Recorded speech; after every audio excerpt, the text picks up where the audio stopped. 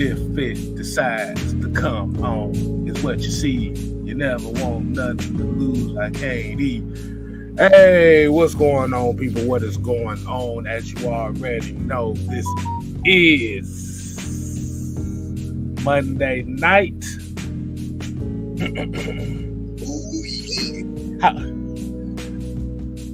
We started off with, hey, yo. And the shouts out to the late great Razor Ramon. Bad time don't last, but bad guys do. And you're tuning in to Cooler Talk Monday, because this is where the bad guys hang out at. I am your man, the sixth man, K Styles. To my stage left, as you already know, it is the advocate, the mad scientist, Mad Mike Sports. And welcome to Cooler Talk. What's up, Pete? Wish I had a toothpick in my mouth, so I just throw it at the screen right quick. Yeah. Now, today's roll call. The what, Mike? The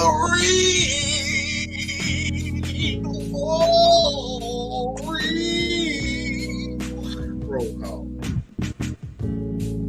Acknowledge. Today's roll call, we're going to kick it off with Floyd Donnelly. We got Jammerous, Mr. 58 himself in the building. Y'all make sure y'all show him some love. Miss Pamela Johnson, Joseph Gordon, Bubble Gum, Jerry Bowie. We got the therapist ATL in the building. That's our homie Juan. Andrew G, Michael Walker, Nathan Floyd, Tell Sports and Gaming, Jay Diaz, Big Ant. We got Sonya Howard, that's my player partner in the building. Ephraim Jones, what's going on, man? We got Xavier Littman, Yusuke Knight, Dre Murphy. So let's go ahead and kick this thing off one good time. In 3, 2.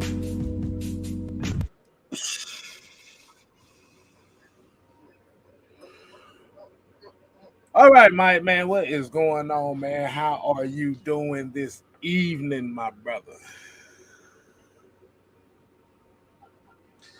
I'm great. Had your Frosted Flakes before the show? Man, I ain't had that too much damn sugar in them Frosted Flakes now. Sweet as fuck now, boy. It was sweet as hell when you were little, boy. You motherfucker eat that shit all day. Try to eat them Frosted Flakes today, boy. What you do so far? Feel like I just eat a whole bowl of sugar. The fuck? Bro, a whole bag of sugar, boy. What the hell they doing it? That damn Frosted Flakes. All right, man. Hey, man, y'all, we appreciate y'all tuning in. Y'all make sure y'all go hit that like button. Make sure you hit that subscribe button. Pass the thing along the algorithm. We try to get this thing out here as usual. Like you said, like that. Like the therapist and Big Ant would say, the villains are here. Oh, yeah. So, what's on your mind, Mike? How you want to kick us off today, man? You want to kick us off with some of this Super Bowl talk? Let's get some takes on this Super Bowl, man. Like you said, as we already know. What do you got? Go ahead.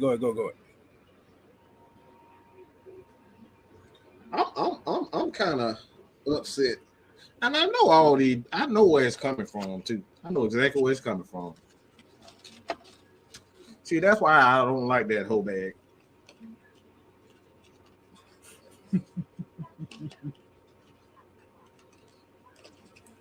Yeah, you know where I'm about to go. That's why I don't like that whole bag, because it's coming from her fans. So they had the damn nerve to say that was the worst Super Bowl performance ever. And that's what all that shit is coming from, them damn slutty ass damn Beyonce fans. I know where it comes. Everybody know where it's coming from. If you ain't throwing your ass in this damn circle, if your ass ain't humping a damn horse, you ain't doing shit. So y'all can go to hell with all this. Rihanna had the worst Super Bowl performance in history. That's literally the dumbest shit I've ever heard. So I just had to say that real quick. To hell with Beyonce and her damn whole bag ass fans. I know that's where it come from. Everybody in the whole world know where it's coming from. Oh, you talk about from the they can come from me. I don't give a damn. I don't give a damn. What they call I don't like their ass either. What it called, the Church of the Overrated. That's how we're gonna call it, the Church of the Overrated. Yeah, yeah. Like I said, yes. I would like if you said that performance was worse than the Rolling Stones. Yeah, you hating now, because that Rolling Stone performance, what was it about? Bro, come on, man. 8 years ago, that shit was horrible. See them old decrepit farts celebrating, doing the halftime show. Like, I never fell asleep that quick during the halftime show watching the Rolling Stones, and I like the Rolling Stones. I do, but nah, that wasn't it. They was over the hill, bro. They was over the hill, and they had no business being out there. They had no business being out there. See, here's the thing, though. When we talk about halftime performances, like you said, Whitney Houston, Michael Jackson, Prince, like these were the standard bearers as far as halftime performances. Can't nobody top those three. We literally saw Michael Jackson back in the 90s or something. We saw Michael Jackson literally stand on the stage for 10 minutes and everybody went the fuck crazy.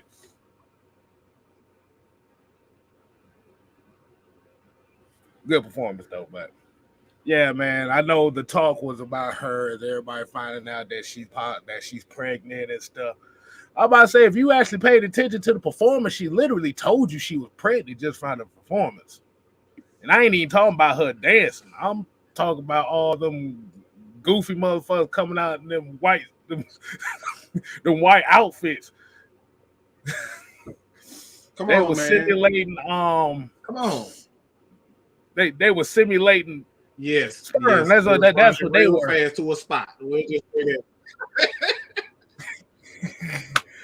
Yeah, that was. Yeah, they were simulating sperm going to Rihanna. She told you right there. If you paid attention, man. Right. Oh yeah, Bruno Mars was a good one too. Yeah, bro. Yeah, the Rolling Stones, man. They like you said, they should have just took their ass to the elder home after that. But going to the game itself, Mike, what did you think about the game? Because the game kind of told a lot. It was a lot that was spoken to me. I just want to go ahead and get your thoughts as far as what did you think was a good one? Well, the game was actually exactly what I thought it would be. There was only really two aspects of the game that I did not see happening. I did not see the offensive line of the Chiefs playing as well as they did. I think they really are the MVP of the entire game. Just gonna be real. And that defensive line for the Eagles pretty much let me down. I was expecting a battle. We didn't get the battle. Instead, we saw the Chiefs' offensive line pretty much dominate that entire Super Bowl, and that it went untalked about. Nobody focused on them, but that's what the big ugly is up front. They used to that type of stuff. But if you're gonna look at that game, man, I think the right thing to do. Yeah, we know that um, Pat Mahomes. I don't know why I was about to man. I guess it's the PM. But Pat Mahomes actually he terrific year. But the MVP really goes to that offensive line chief. They dominated, and I'm telling you, they dominated that defensive line. They have a deep offense. They have a deep defensive line, and I don't remember hearing Fletcher Cox. I don't remember hearing Hassan Reddick. I heard Big Jordan Davis a couple of times, but outside of that, I really didn't hear too much from their front seven at all. And like I said, I think the highlights for me is the first one is really just the offensive line, and I'll let you get your take on it. But the offensive line really is the MVP of that game.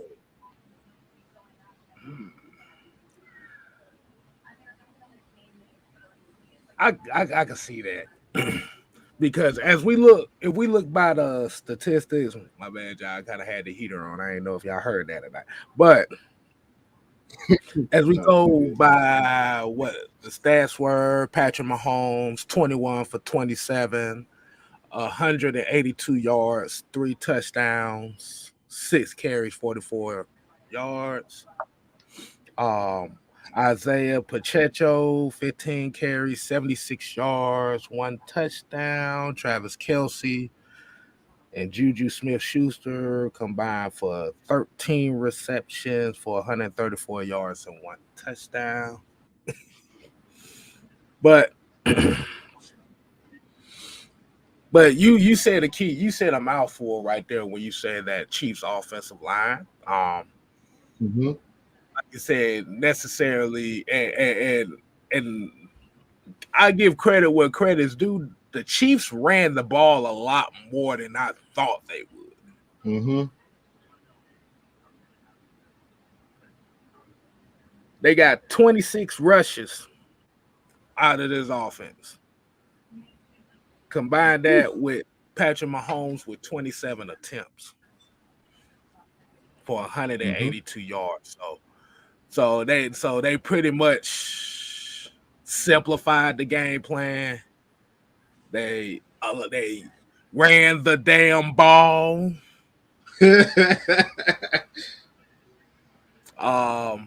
You saw some key stops on defense. Special teams played an importance. Like I said, Kansas City Chiefs game showed you that the 3 phases of the game came into play. Offense. And that's the thing. Kansas City didn't beat them with explosive plays at all. Yep. They didn't beat them with explosive plays at all. Like you said, you may have got 1 or 2, but they're not as explosive as you used to seeing them. They dirtied it up.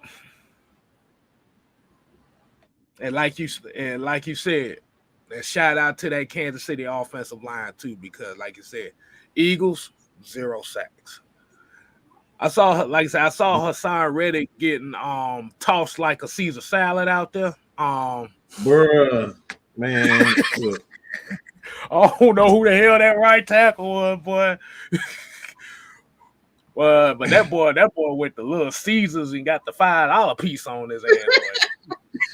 Oh boy, yeah, that offensive line was amazing all night, bro. Right. And then, like you said, the Philadelphia Eagles, they fell right into the trap of the normal Super Bowl losers. Do you know what I mean by that? Yep. I want to know anybody watching. Do you know what I mean by fell into the trap of the Super Bowl loser? Let me see if anybody catch that. Night Ride in the building. Yeah, $5 foot long. So it was Andrew. His name is Andrew Wiley, the right tackle Andrew for. Wiley. Yeah. Mm-hmm. Oh my God! Now I call about toss like Saturday night draws, like SATURDAY night draws. Oh man, but yeah, Mike, I got a question for you. Like did it, like I said, it kind of going back to that Philadelphia Eagles defense. As we kind of watch, as everybody kind of watched the game,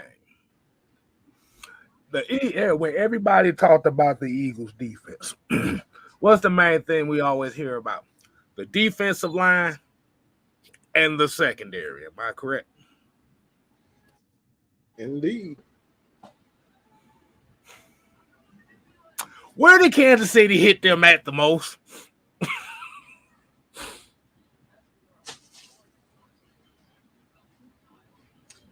They were tearing that damn middle of the field up. They were destroying the middle of the field, but I mean, shit. They were goddamn Mike Tyson gutting their ass. Like they were destroying that middle of the field, bro. They were destroying it. Right.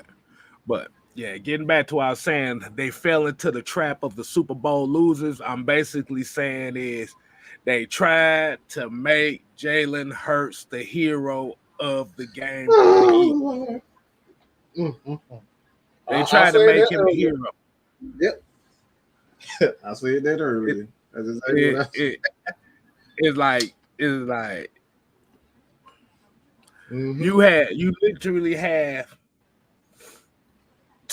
literally had a running back who was 1,000-yard. I think he was like the third leading rusher in the league. Bro, man, and you took him out the game. That pissed me off. I'm not even gonna laugh me off.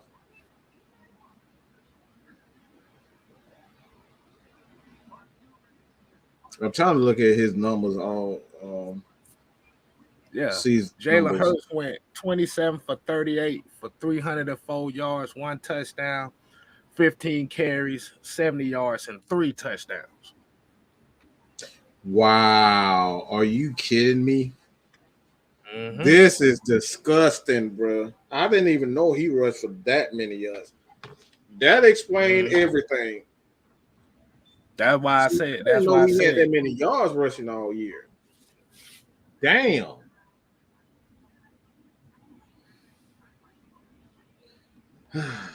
Wow. So this man had 1,200 yards rushing, 11 touchdowns, and this dude barely had 10 carries. Damn.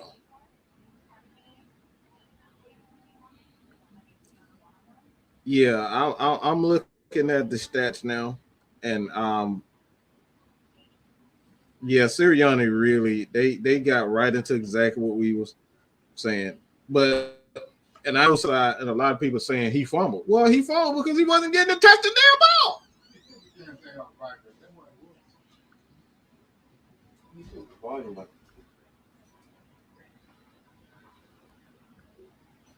I mean, he did start off kind of on the fumbleitis side of the game on the first carry, but still, even if he fumbled, that's your leading receiver, bro. I mean, your leading running back.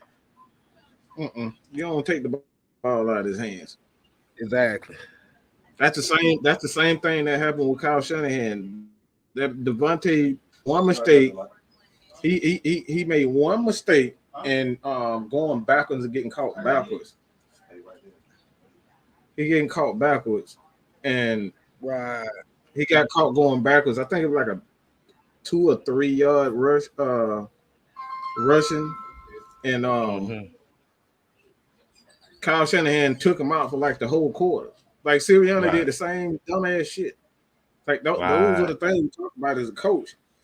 Like I think Andy Reid just totally outclassed him. I'm just be real. Andy Reid totally outclassed him. Right. When he and Eric Bieniemy found something that worked, like anytime you see in like this is where I said that Andy Reid. That's when I saw this. When you see Patrick Mahomes with a 26-yard rushing yard, I said they don't have a fucking clue how to stop these guys now. When he got that 26-yard run, I said they have no clue how to stop these boys now. That should never happen with Patrick. Patrick Mahomes really run a 4.7. So for him to get 26 yards on a run, I knew that Philadelphia was in trouble at that point. They had no clue on how to stop. And then, like I said, Jalen Hurts played great. He played good. Like I said, he hit a lot of his target. What we're saying the problem is when it comes to these head coaches and it comes to a lot of these teams that loses the Super Bowl, it always comes down to the same thing. You try to overutilize the quarterback and negate everything else.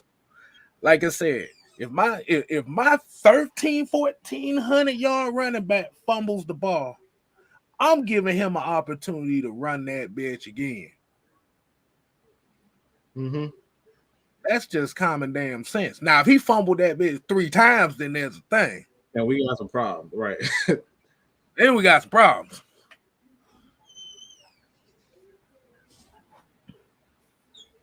But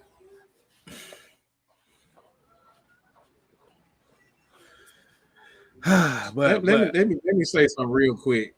D. Coleman said, I mean, y'all brought up the fact that those quarterbacks sneak. I'm telling you, that's not a good trait to have. That's not a good trait to have. Let me show you. Let me show y'all some numbers real quick. When you talking about the quarterback sneak? On 4th down. People think that's a good trait to have, bro. It's not a good trait to have to be doing that. That's not good to have that many 4th down sneaks. Let me look at it. Let me see what the numbers are. 4th down. Why can't I find it? Where is it? Shit, now when you got Tom Brady, it seemed like that motherfucker convert on every 4th down goddamn quarterback sneak. I mean, 3rd down. Big, tall, lanky motherfucker. This is why I say the Chiefs got them. 3rd down, they had 18 attempts on 3rd down. 4th down, they were 2 of 2. Let me say that again. Go ahead one more time. 18 attempts on 3rd down. Right. And 2 attempts on 4th down. You know why that's a problem? Because on 1st and 2nd down, you're not getting positive yards. That's why you're in 3rd down as much as you are. Again, this is why I was saying, yeah, they had good numbers. Jalen Hurts had good numbers, but they weren't, the key word we always say, efficient. Got to be able to get positive yards on 1st and 2nd down. So you got 20 attempts on 3rd down. That means you're not getting positive yards on 1st and 2nd down. The Chiefs the Chiefs did a wonderful job of stopping them on 1st down. That's the first thing you see Dean Pease talk about that all year, being able to stop the run on 1st and 2nd down so they can get them in long yards. You get them in long yards, you got more opportunities to get after the quarterback.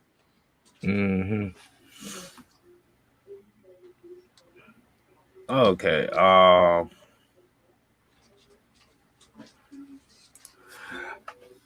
I want to pull something. I'm looking at something right quick. If y'all see me looking down, I see you thinking. Okay. I kind of figure out what you do. Okay, so these are the total team stats as far as how this Super Bowl went. If y'all don't mind me reading, I know you don't mind me reading them. K Styles, y'all know y'all don't mind me reading. K Styles, go ahead. The Eagles outgained the Chiefs 417 to 340.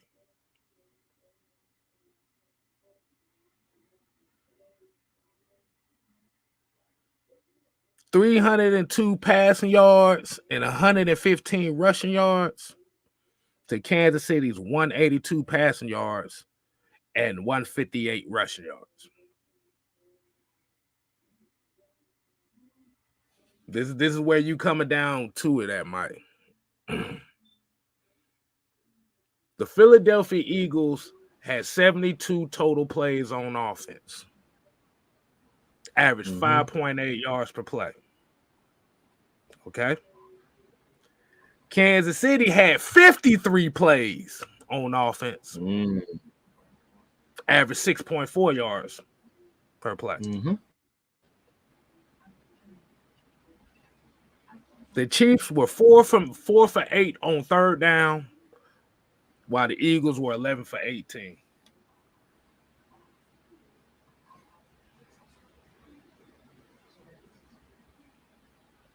Time of possession. Eagles had the ball for 36 minutes. And the Chiefs had it for 24 minutes.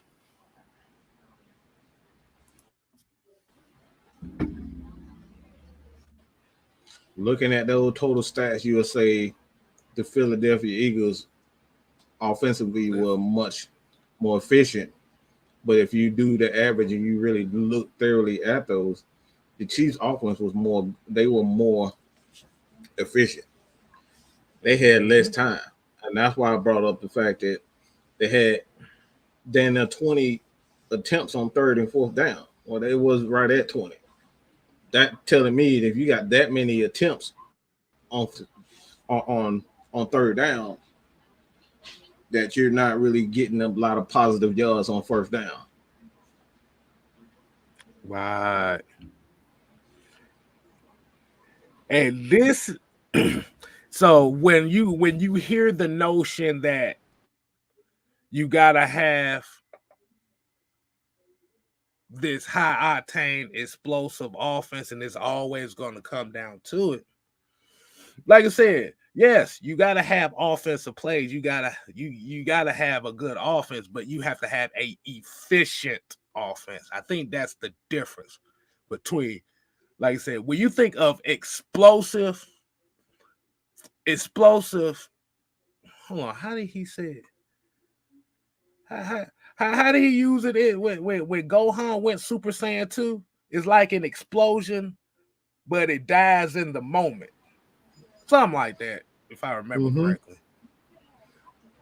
But like you said, when you have those things where on first and second down, you picking up first downs. Not like I said, now you ain't desperation chucking shit on third down and having to desperately get plays off on third down. Like I said, if you're efficient enough to where you get big plays on first down and second down, see, now your offense is more relaxed. It's more efficient because it's like, now I ain't got to tense up and come up with a play on third down. I'm like, shit, I got to get this.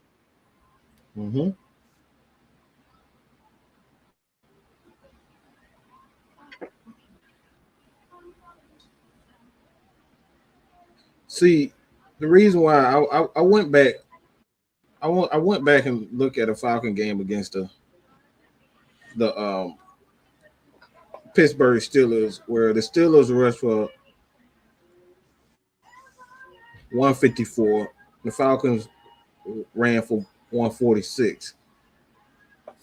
And looking at the numbers, third down conversions, one of the things that stood out to me again, this is what we're talking about, third down conversions. Third down offense for the Steelers was 6 and 12. Falcons were 3 and 10. So again, this is what we're putting the spotlight on first and second down. Anytime you hear near 20 third down attempts, that means you're not very efficient on first and second down, primarily on first down. You're giving them more opportunities. Like I said, this is why you got it. This is, if you're running that RPO, the RPO is based on having a solid run game and rhythm. That's the biggest thing, rhythm and the running game. The running game ain't inefficient, then the RPO isn't as effective. which you have to start doing things outside of the running game to get the running game going, which they did. They used Jalen Hurts as a runner. Problem with that, end up getting hurt, getting hit a couple of times. That rhythm gets so. And you know what the messed up part about is that's another running quarterback that didn't win. That's another check off of that. Yeah.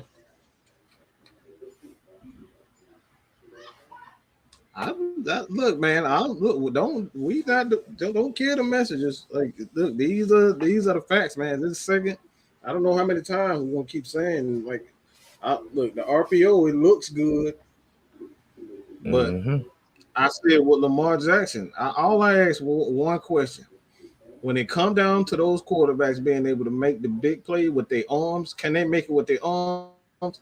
Like, Jalen Hurts didn't make a lot of big plays with his arm. He made a lot of big plays with his legs to get them first down on second. I think it was a couple of plays where they were stopped and he ended up, scrambling, getting several first downs with his legs. So it's like, for me, honestly, I don't want my quarterback doing that much running. Right. That's 17 attempts for a quarterback. And let me give y'all another thing. In the first half of the game, the Eagles was up 24-14. Am I correct? 24-14. Boom. And this is why we say defense is important. Like I said, you got some folks that still saying defense ain't that important because both teams scored damn near 40 points. The Chiefs outscored the Eagles 24-11 in the second half. Chiefs gave up one touchdown. One. In the half that meant the most.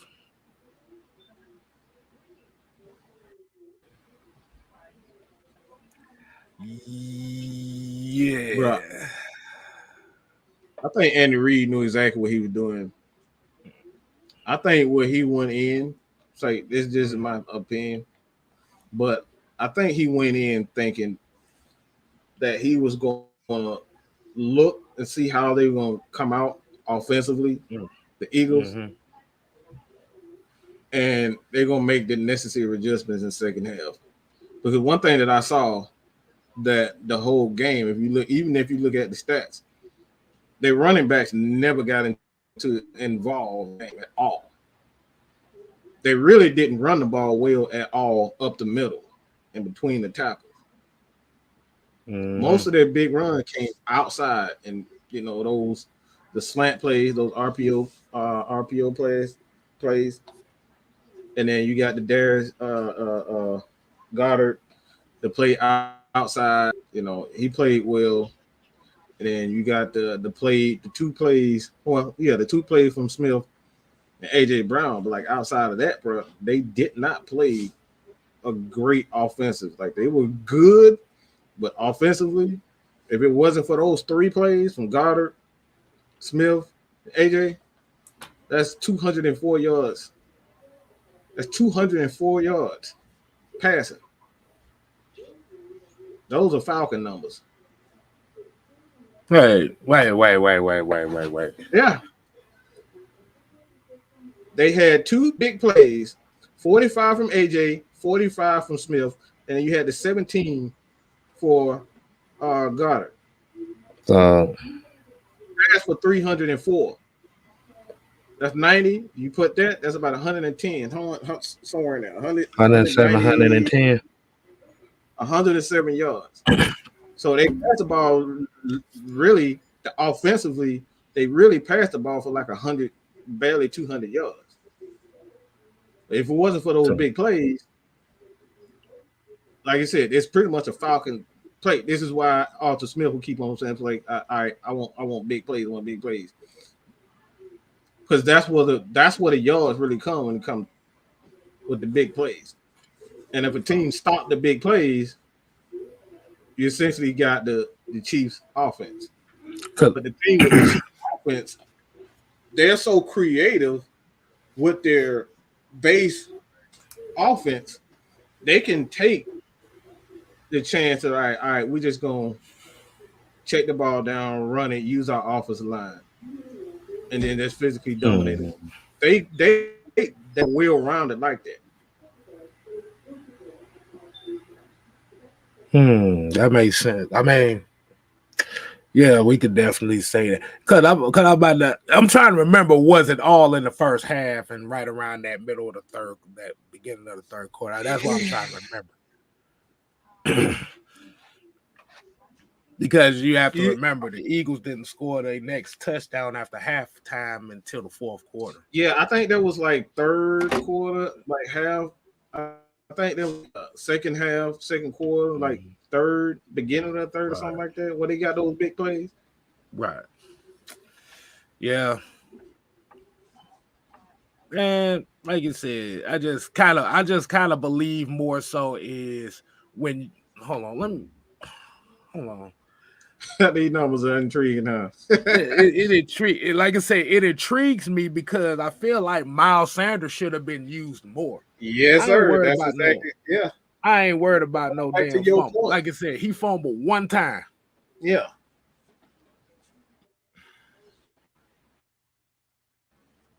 They scored with 5:15. Yeah, and like I said, they were so in them, and that's why they went to Gainwell. Gainwell is a bigger, he can make big plays. Yeah, he's a big play runner, excuse me, but Miles Sanders is the workhorse. I don't like I said, I think at the end of the day, man, Sirianni just got out coached. He fell in love with the big plays, and that's what did him in. The Chiefs was like, all right, we're going to take away them big plays. We're just going to force you to run the ball, and we're going to force you to check the ball down while our offense take their time and get in rhythm. And anytime you just give that boy you give Mahomes any time to really get it together, that's why it's so important to get sacks, to get after him. Because if you give him any time to adjust, Patrick Mahomes gonna kill you all. He gonna find a way to extend those drives. He gonna find a way to get a touchdown. Andy Reid is gonna find a way to get that ball going. So that's why I say, like I said, that offensive line, man, Pacheco, what's the other running back name? Jared McKinnon. Like those guys, those guys about 5 yards a pop. Mm-hmm. So you get 5 yards a pop, and then you get another 8-yard catch for a guy like Travis Kelce. Man, all you're doing is just keeping the clock turning. And like I said, the more that you give that damn monster and Patrick Mahomes time to get in rhythm, yeah, you can't get that dude no rhythm. That's why Chuck Smith said on 92.9 games, like you can't just blitz him. You can't blitz Patrick Mahomes because he's so big, and I think the Travis said he was a lot like Ben Roethlisberger. Even when you blitz these guys, you hit these guys, they're still alive. So you blitz Patrick Mahomes, you better take him down. That's what Chuck Smith. I put the on my channel. Chuck Smith said himself, you cannot just pressure Patrick Mahomes. You got to make sure that you get him down. Right. And that little flip play, they had immediate pressure, but they didn't get him down, and guess what he was able to do? Just flip it to Sky Moore touchdown. Those are the things you just like that's what made him so special, bro. And we gonna flip it. Yeah. And then Noah here said he thought of the play the Eagles ran before the half. They had 15 seconds in a timeout, 19 yards away. All the momentum up by 7, and they wasted 11 seconds to get 2 yards in one play. Mm-hmm. Yeah. It's bad. Like I said, man, I just think they just got out, bro.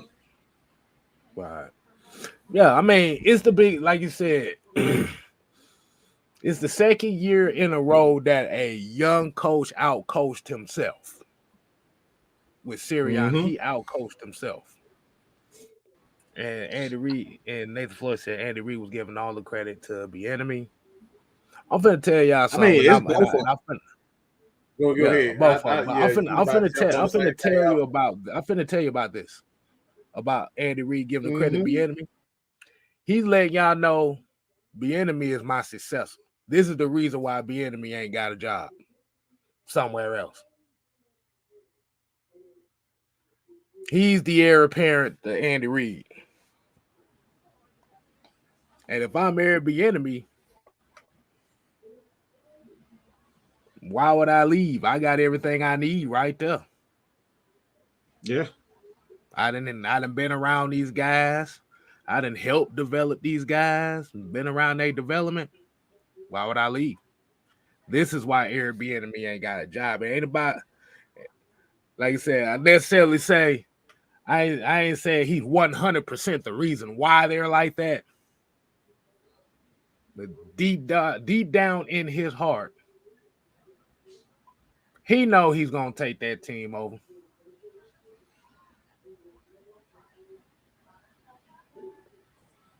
And you telling me I get to inherit one of the best quarterback in the league, the best tight end in the league, a defense that's efficient enough, not necessarily the greatest defense, but they get key timely stops. Mm-hmm.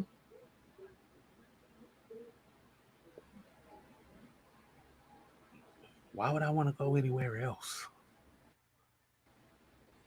That's what great coaching do, man. Andy Reid is a great coach, but because he doesn't his ego, he's great because he doesn't hog all this. He could have easily said Airbnb like it was all him,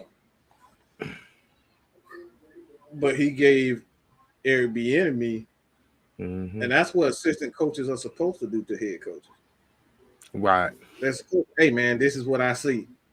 I think you might want to check this out. And like I said, Eric Bieniemy, he noticed it. He noticed what they was doing, and he went to Andy Reid, and Andy Reid, and that's the biggest part about coaching, man. Don't be too egotistical to say, all right, I didn't come up with it, and say, nah, we're not gonna do that. Great coaches, they take the advice, they employ it, and if it works, bam, everybody benefit. But I think it's really important to say, as a leader, Andy Reid took that advice and he actually listened. Right. Not a lot of coaches, because we saw what happened with Dan Quinn plenty of times. Don't remind me. Taking advice, you should have did this, and he was like, no, guys like Chuck Smith have been telling him, you need to do this with Vic Bees, you need to do this with Tack, and he would just not listen because he was too egotistical to help these guys. These guys will come to Fiery Branch, okay, and help him with these guys. But soon as those guys start playing well, yeah, Chuck Smith and those guys couldn't come back. Why? Because he got egotistical. Great coaches allow other coaches to help. That's how you become great.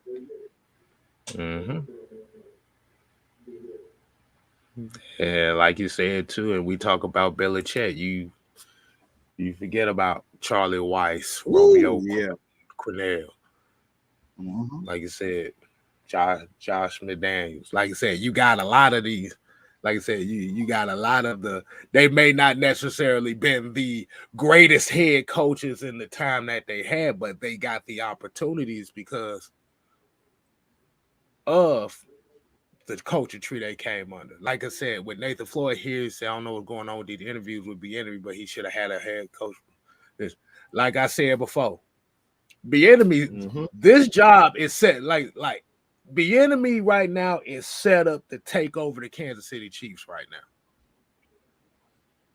Would I really want to leave to go somewhere else where I know I got everything I need right here? Take an opportunity to go to another team where if I fuck up in the first 2-3 years, I'm out of a job. Especially if I have to help build it from the ground up. While I have a guy that I've been around since he's been a rookie. I've been around a tight end since his first or second year in this league. And like I said, you got these running backs that you helped develop, and you know the defensive staff with Steve Spagnuolo and all that. Why would I want to go somewhere else?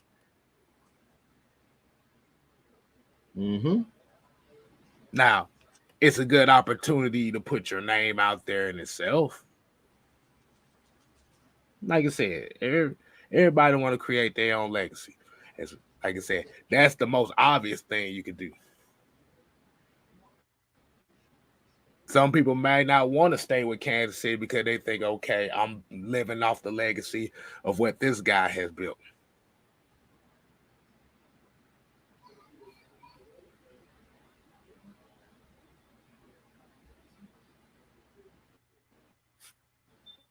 So, I'm just telling you right now, Airbnb head coach is coming soon. Head coach, Kansas City Chiefs.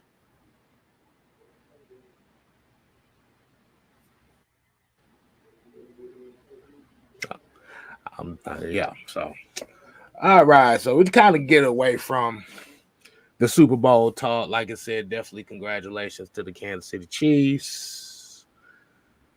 We're gonna spend the next about 30 minutes getting into these Falcons, man. Getting into these Falcons. We wanted to show y'all a little bit of range. But, you know, some folks think that we don't know shit outside. We don't know shit outside the Falcons. But Mike, you want to speak? You got something you want to say on these Falcons, man? I'm gonna let you go ahead and bless us with what your thoughts is.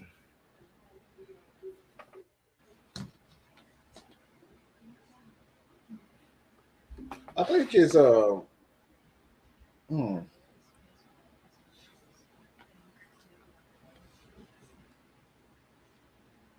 really thought about something as far as the Falcons team. I already kind of answered the Jesse Bates, the run pain type, but I think it's important to really focus on the fact that this, if you look at this Super Bowl, man, the things that jumped out from both sides is that coaching is incredibly important. That's important, man. It's like I think a lot of win and lose games because of coaching and decisions at the end of games. Beginning the games, going into the second quarter, and being able to make those right adjustments. So with that being said, I think the hiring of Jerry Gray is a very underrated move, man. I think that's an underrated move because not only are you getting a mind like Ryan Nielsen, but you're getting another guy who knows defense just as well as he does.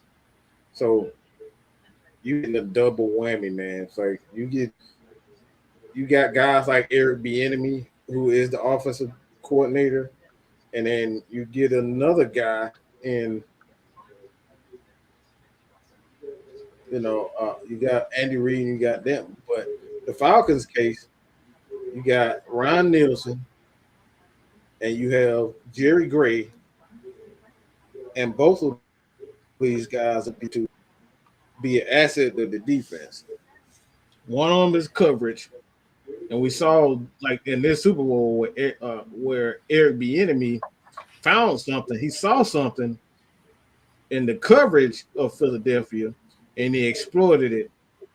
So defensively, it gets me excited because we got a guy around Nielsen who knows how to create havoc up front as far as that front seven is concerned. But then you got a guy like Eric Gray, who's very good with safeties and corners, but we got two minds. We got two minds right now, man. We got two great defensive minds, man. So with that being said, what are you guys focused most on going into this season? Because like I said, I know we can all say that defensive line is a plus. It's like I'm looking more how are you going to use Ryan Nelson and Jerry Gray together with him. That's going to be a huge thing going into the off season. Couple that with the fact that we might be cutting someone in the next couple of days or announcing the cuts of uh, guys in a couple of days, like uh, um, a Casey Hayward, a Marcus Mariota. Those are the things I'm focused most on going into the off season.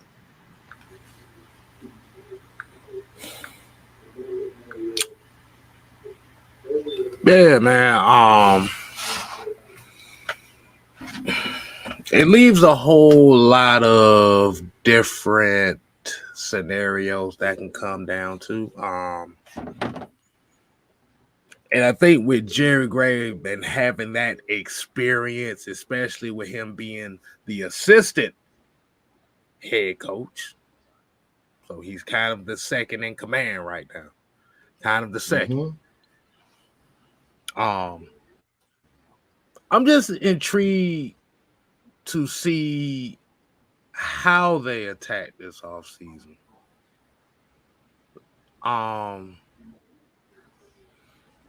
Like I said, you got two different coaches that you brought in that they have their style of guys that they want.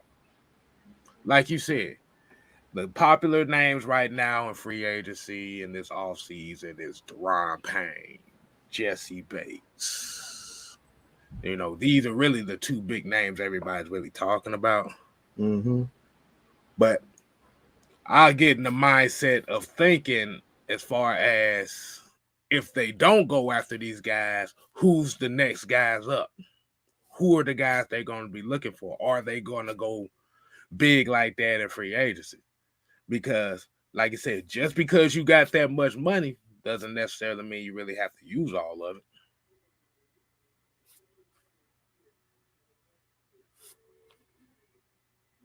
So, are they going to look for guys that have a certain mindset, or are they just looking for guys that are skillfully better than what they have?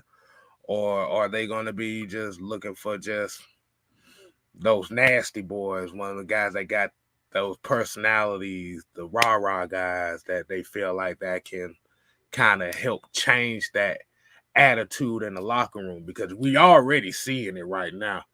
Like you said, the Falcons' problem right now is they do not have enough leaders. A lot of the guys on their team are still on their rookie deals. That's a young ass team when at least 75-80% of your team is still on their rookie deals. Or 3 years or less. Well, 4 years or less.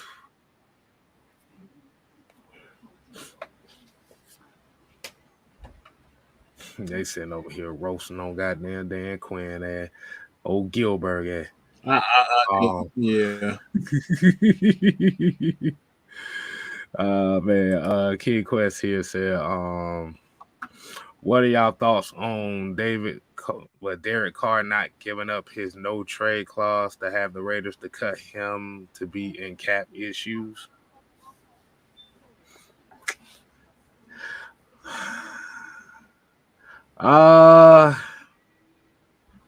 That's that's Raiders' fault. Yep. That's the one. That's the one. What do you say, Mike? No, I was just agreeing with you. That's exactly what I was thinking. That's the Raiders' fault. That's the Raiders' fault. You gave him the no trade clause in the first damn place.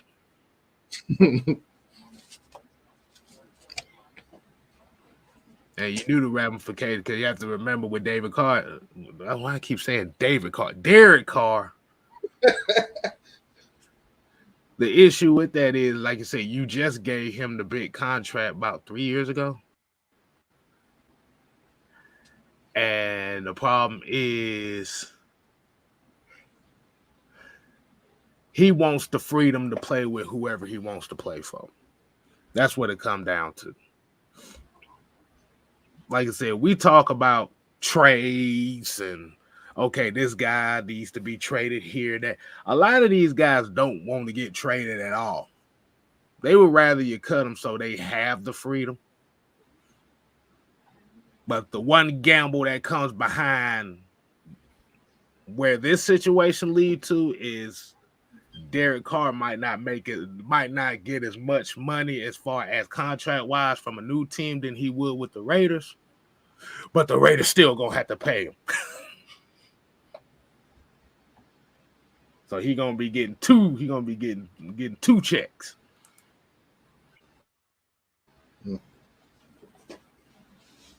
But that's one of those things where when you put these no trade clauses in these contracts,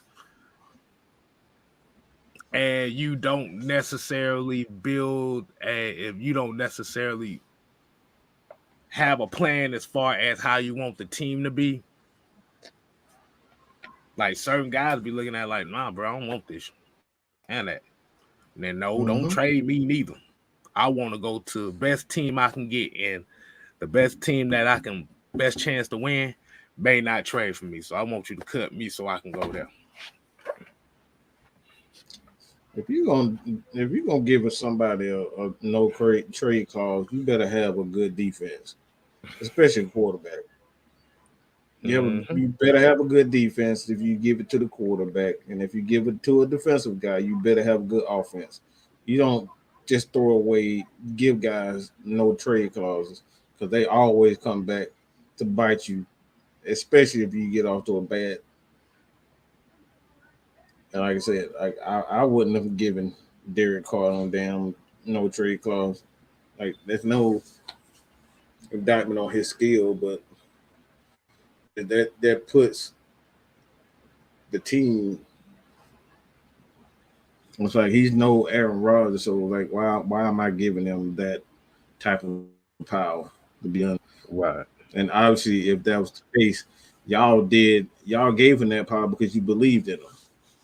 Mm-hmm. So if you believed in him, what changed?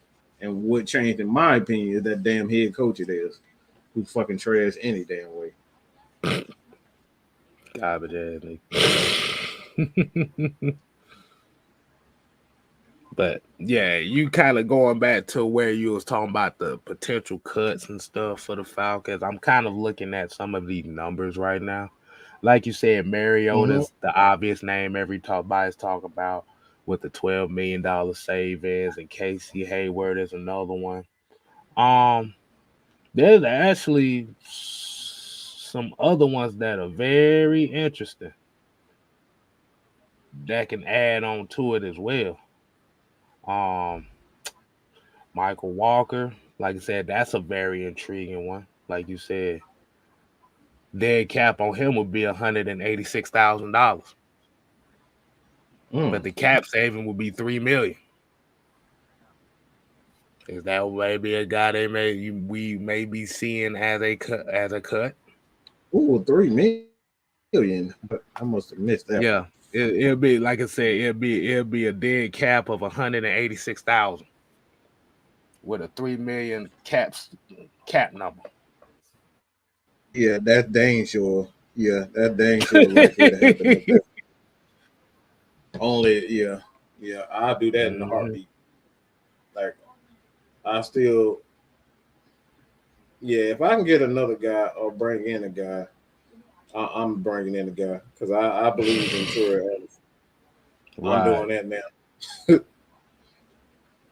Exactly. Like I said, Because I then can get you a got veteran guy for that. then you got another one here with Avery Williams. Like I said, you can get about $1 million on the cap with $120,000 dead cap hit. Like I said, that's another one. Like I said, Jalen Hawkins is another one, 166,000 dead cap. 3 million in cap savings. Like these are potential cap casualties that we can see here if the Falcons go that route. Now, the main guys they not gonna touch. Okay, they damn sure ain't. Yeah. Yeah, pretty much everybody else is kind of like manageable outside of the rookies. Everybody's kind of manageable.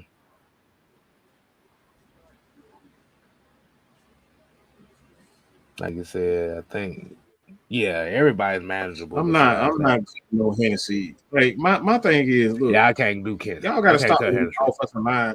Like everybody act like offensive linemen just grow on trees. Offensive linemen, defensive linemen, sometimes they take the longest to develop. Sometimes they take 3 to 4 years, maybe even 4 to 5 years to develop. Mm-hmm. Right. That's not an easy position to develop. I'm not just throwing away offensive line. They have to be absolutely to get rid of them. If they adequate and I can keep building on them, I'm not cutting no offensive line because there's no guarantee you go into the draft you're gonna find another one. And right. Matt Hennessy, he may not be, Pro Bowl level, but he is at least adequate at center and guard. Right. And that's a good depth piece because especially in the games where he did play at left guard, you actually saw him play well. Mm-hmm. So I can't see them cutting bait with Hennessy right now. Even if they do draft a guard or they draft the offensive lineman, like I said, or a guard or something like that. Like having Hennessy there as another depth piece. Mm-hmm. Just a depth piece. Just in case. Just in case. And there's nothing wrong with having a guy that can play multiple positions as an offensive lineman. Mm-hmm. Saves you the headache of trying to scramble and do all that other stuff. Mm-hmm.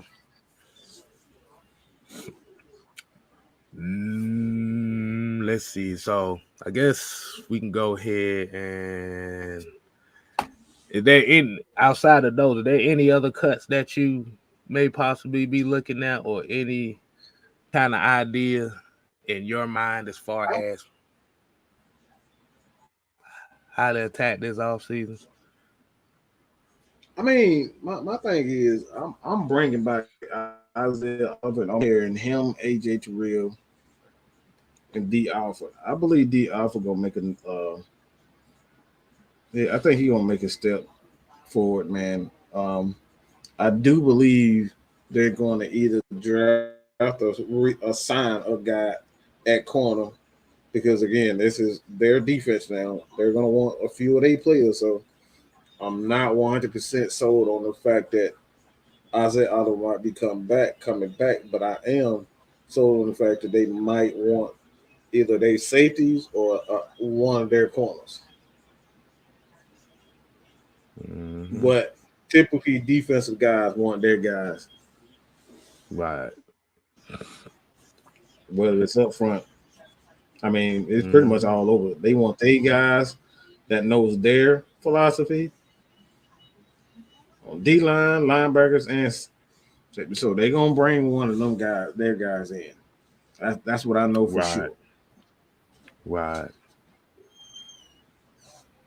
Yeah, because they got some interesting choices they have to make here, and we're going to kind of discuss these a little bit more throughout the week, too. So, like I said, we ain't going to try to pack all this into one episode, but like you said, the only thing I say here is, like you said, you got about potential 25 free agents unrestricted free agents coming in to this offseason. You got Lorenzo Carter, Kayla McGarry, Lamade Zaccheaus, Isaiah Oliver, Rashawn Evans, Bradley Pinion, Keith Smith, Eric Harris, Demir Bird, Jermaine Ifedi, Michael Ford, Anthony Fursker, Elijah Wilkinson, Vincent Taylor, Bo Brinkley, Cardero Hodges, Nick Kwiatkowski, Michael Pruitt, Jaleel Johnson, Kobe Gossett, Matt Dickerson, Chumi Doga, Abdullah Anderson, Leon McCullough, and Rashad Fenton. Well, Abdullah Anderson is a restricted free agent, so technically he'll still kind of be on the team. I don't know what the hell this ERFA means. Eligible restricted free agent, I guess. So nah. So you got about 23.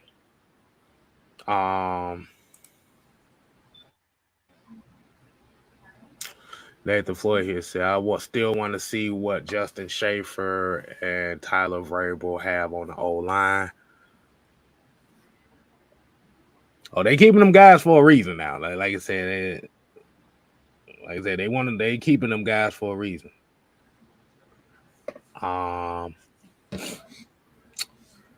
And he said we only have 5 wide receivers under contract, 4 or practice squad guys. Yeah, they're going to definitely have to update that wide receiver room. Like you said, you might need to get another veteran in there, as I believe, because you still got OZ. Like I said, OZ, Hodges, and Bird are predicted to be free agents. And I don't think they're going to sign all 3 of them back because you still got Jared Bernhardt, who's under contract for another 2 years. Yeah. That's the key part. He's under contract for another 2 years. So you would essentially have 1, 2 receivers under contract.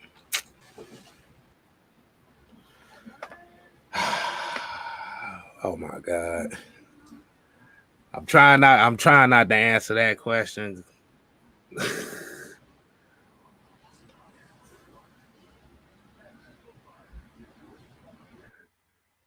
Really? I'm trying not. I'm trying to.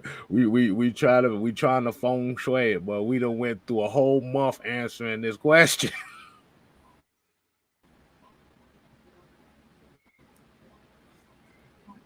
But let me put this in. But since now it's starting to take over the damn chat, might as well go ahead and end the show with this question. I mean, dude, never mind.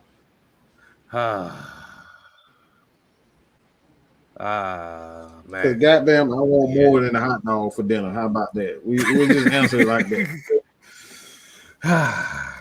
Or should I say a steak? I don't want to just be eating a dry egg. I don't just want to eat a steak. I want some rice. I want some rolls. I want some Kool-Aid or some juice or some whatever the hell to go with it. I just don't want to eat a big ass steak. We'll answer it just like that. I don't think that's too hard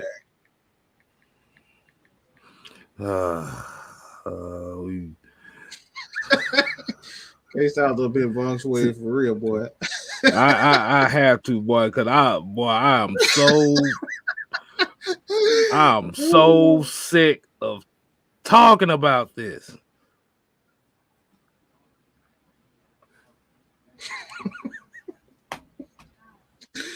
Oh boy. He said y'all want to eat sleep for that.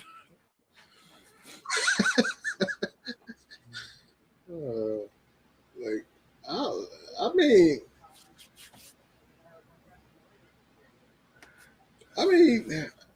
look. I'm gonna just say it like this.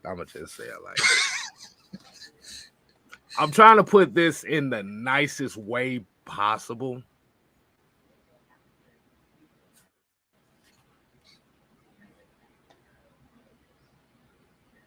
If the Falcons didn't have such dire needs at other positions, i.e., pass rush, still need some receivers. Like I said, you have to upgrade the secondary and stuff like that.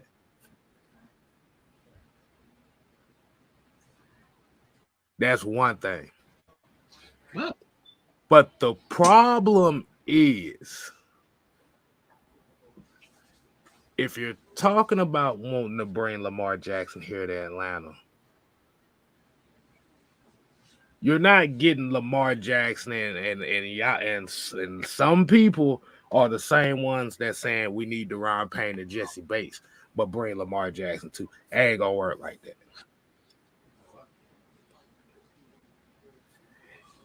And while you're gonna put most of your money into that, now you have the possibility to negate other things in free agency because you're not going to have the money to really do anything. You get Lamar Jackson, that's your whole that's your whole offseason right there. If they pull that move right there and get him, that's your whole offseason right there. Now you have to possibly scramble up some more money and get some cheaper players or get some great value players to compensate for that because you still got to have compensation for your draft class too. which means you're going to have to reconstruct somebody's contract or extend them and take from the future. Anytime you restructure a contract, you're taking money.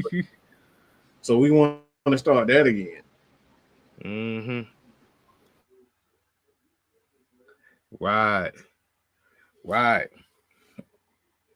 And then once you get into the business of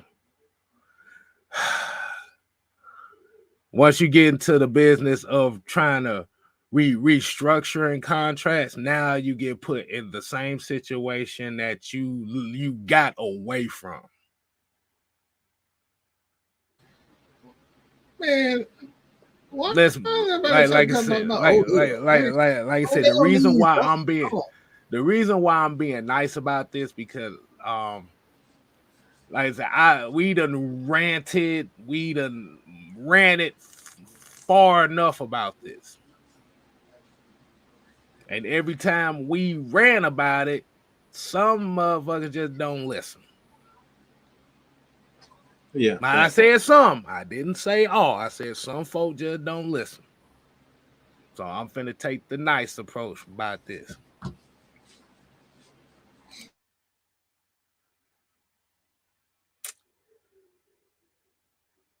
Do you want 1 or do you want 3? That's the best way I could put it. Do you want 1 or do you want 3?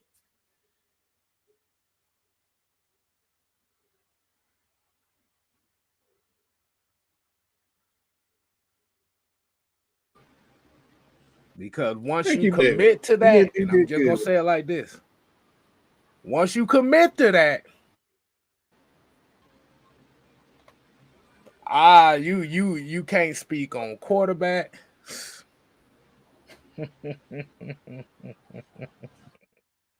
Yeah, let's get this crackhead off this damn. You know what? He sounds stupid. You know what? Don't do it. Hey, I don't know what you're thinking, K-Step. Beasley, you want to chop it up with us for a second?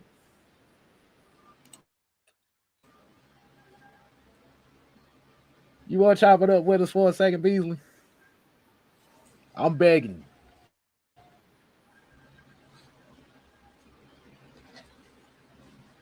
you. I am begging you. I am pleading with you.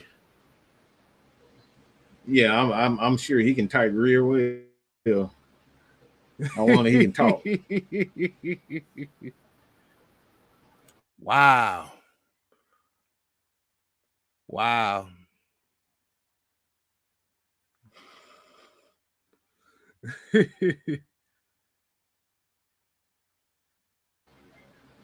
Come on, Beasley. Don't do it. Never mind.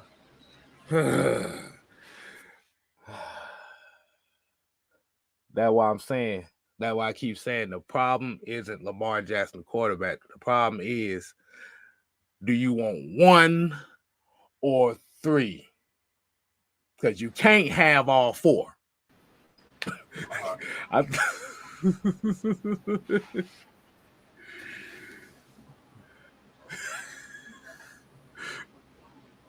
Hold up. Who the hell is D'Angelo?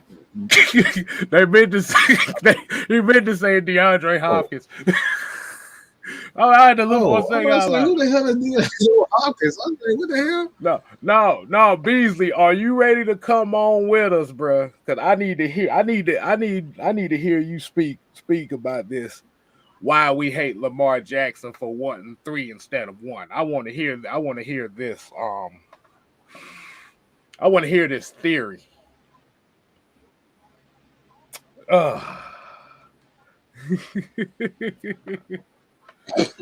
Hey, we just gonna wait. We just gonna answer a couple comments, and we just gonna wait to see if he'll agree to do it.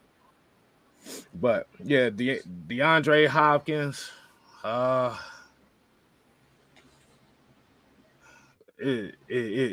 has he been hurt the last couple years? Yeah, he is. Oh Lord. Yeah. I don't know. I just know one thing. That Arizona shit show is hilarious, boy. Don't no coach want to coach them. Nobody want to be there.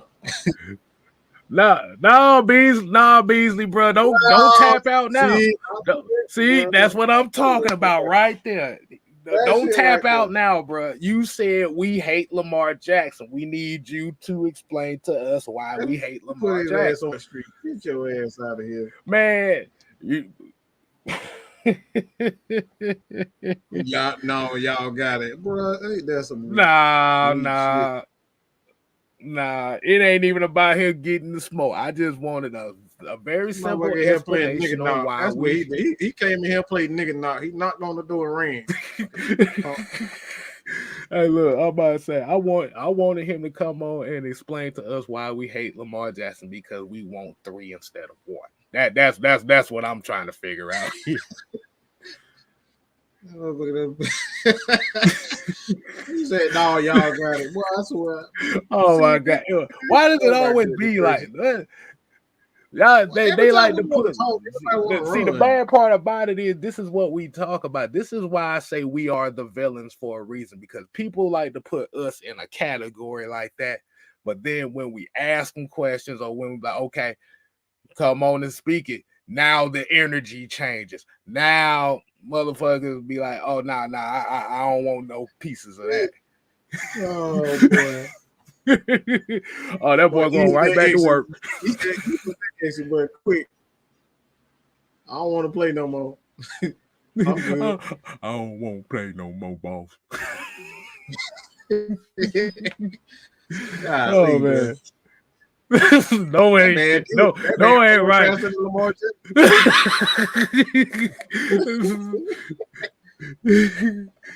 That man up there typing 15 miles an hour. Man, you ain't doing no damn work.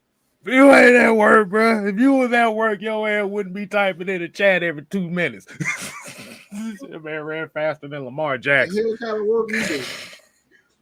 But yeah, like I said before, it's not about not wanting Lamar because of his skill set. The issue is when you're sitting here, you're trying to establish something. You're trying to build something. Like I said, Mike, let me ask you a question. And like I said, we're not comparing Desmond Ridder to these guys. We're just going to look at the situations. Who do you feel like is some of the top quarterbacks in this league?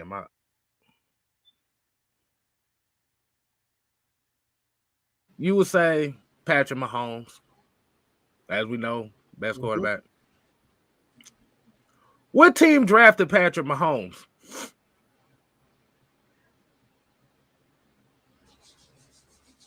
Chiefs, right? As we already know, Kansas City Chiefs. Another one of those quarterbacks. I see a lot of people like to put Justin Herbert in there. What team drafted Justin Herbert? I want to sing the song, but I can't sing the song, so I'll just say Chargers. Let's see if this gonna work. What is it? Are you at work? Man, you at work or you on break now? He on break now. Put the link in there. Put the link in there. Fuck it. Fuck it. Let's do it. Hold on. Let's do it. Let's do it. It's a conversation, okay? Good God Almighty. Oh my God. Here we go. Oh man. All right, Beasley. All right, Beasley. The show is yours, man. Your show is yours. You got 2 minutes. 3 minutes to get on here. So by 9:26, if you ain't on here, we is cutting the show. But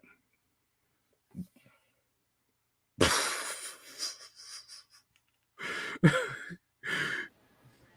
don't want you to pull no, my phone don't work. The link don't work. Hey.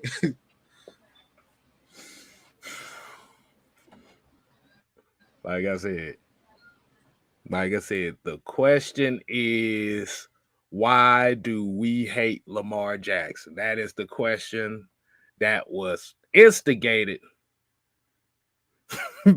by my man Beasley over here. So we need him to come up here and speak to us about, is this the word on the quote unquote street? What's up, man? All right. Here we go, man. What's going on, man? What's going on, man? Look, man, I agree with everything y'all saying, but I'm just saying, I don't know why everybody feel like Lamar gonna be a problem. Like, how you gonna be a problem? The problem, see, here's the thing, and here's the thing, and here's the thing.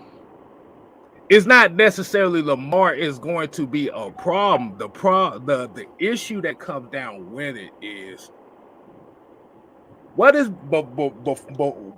was the main talking point for the Atlanta Falcons fan base before we found out this issue with Lamar in Baltimore? What was the issue? What was the main talking point? The money, obviously. No. I'm not talking about just the money. I'm talking about as far as what the team needs to do in the offseason. Yeah, needs, stuff like that, yeah. Right. So if a lot of people are sitting up here speaking on, and we've been hearing this for about a month and a half, maybe 2 months, is, okay, we need to upgrade this defense. We need Deron Payne. We need Jesse Bates. We need to get one of these receivers, maybe DeAndre Hopkins, Alan Lazard, and stuff like that. And then we want to go into this draft and we need to trade up for Jalen Carter or get Miles Murphy or Tyree Wilson or something like that. Like you said, the issue not necessarily is so much the money, because like you said, even with the 50, maybe potential $70 million they may have in cap space, the problem is going to be is if you got all these other needs, why am I going to put 40-50% of all my offseason money into one guy and I still got all these other issues outside of the fact that I need him to sell me my tickets? Yeah, I agree, man. I mean, I agree. I agree with everything y'all saying. It's just like the fans just give, like, I be arguing on Twitter. They just be like talking crazy about Lamar, like he just a bomb or something. Like, come on, like he can win. He can win here with what we got. Trust me, he can. Even with, I'm talking about, if you would have put him in the same position as Mariota, he would have won. He would have went to the playoffs.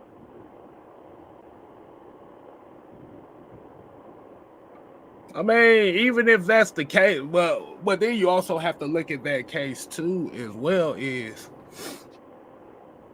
hold on, let me see. You said you think that if he would have been in the same position as Mariota, that he would have made it to the playoffs? Yeah, he would have won the division. Yeah, like if we would have had Lamar this year, we would have won the division. We would have won about 10, 11 games. But was you willing to give up everything in the kitchen sink to get him for this year before the season started? I thought you can get him like a LeBron deal, like not, like a little short term.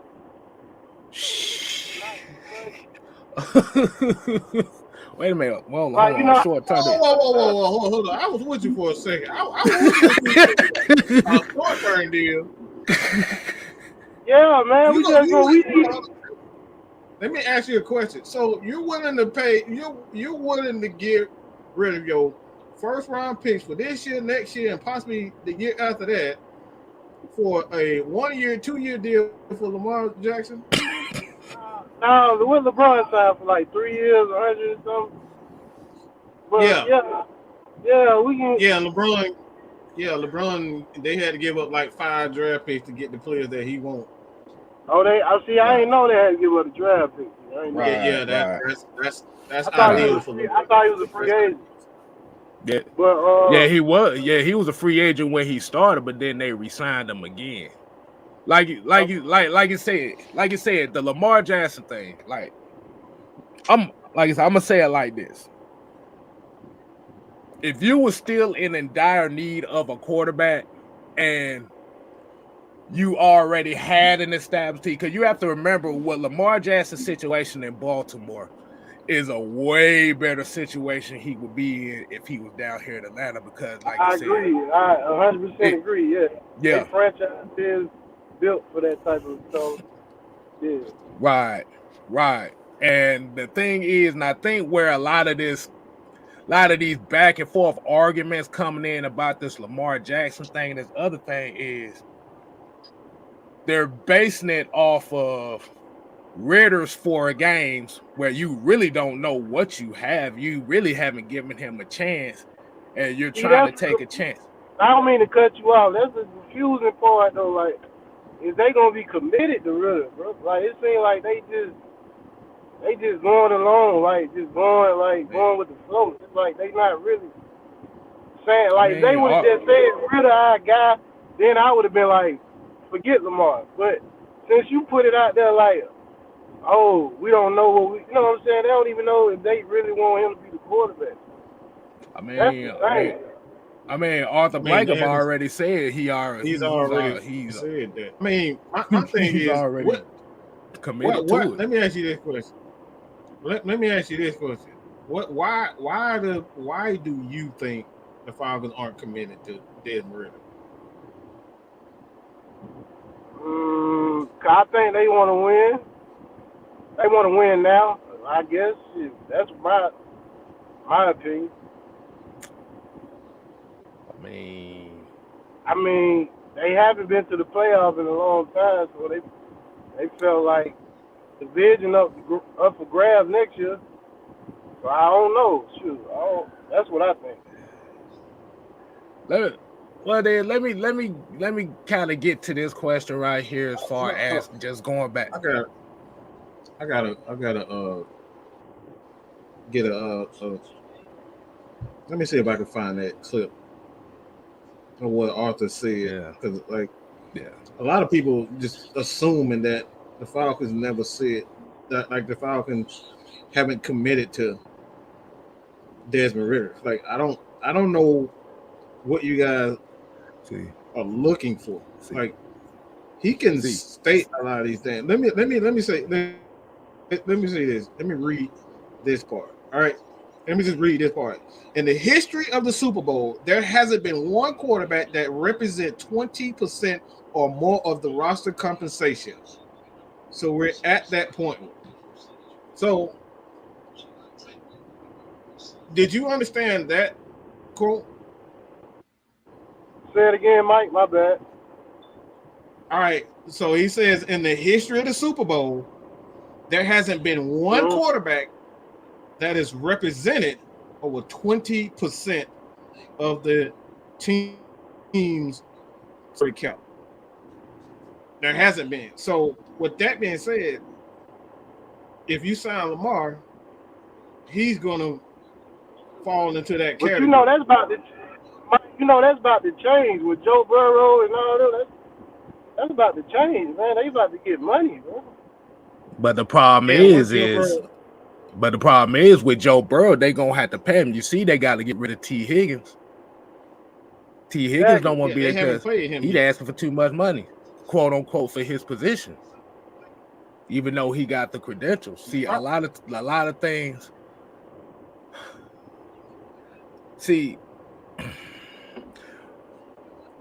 where a lot of this stuff got messed up at. Oh, you got it. Go ahead. Let me just say this real quick. The problem isn't the fact that it's changing. The problem is it's changing, but it's not changing for the better. Mm-hmm.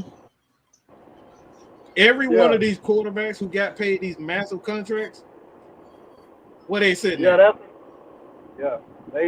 terrible. They were terrible. You see, that's the problem. So it's not the fact that they don't want Lamar. Now when that's valid. That's valid right there. Yeah. Right. And this is why I'm saying this. It's not the fact that I don't think that they don't want Lamar. I think they're second guessing if they get Lamar. This is what we're going to have to deal with. I don't think the Falcons or any team will say, "Hey, Lamar Jackson isn't a good quarterback that can win us games."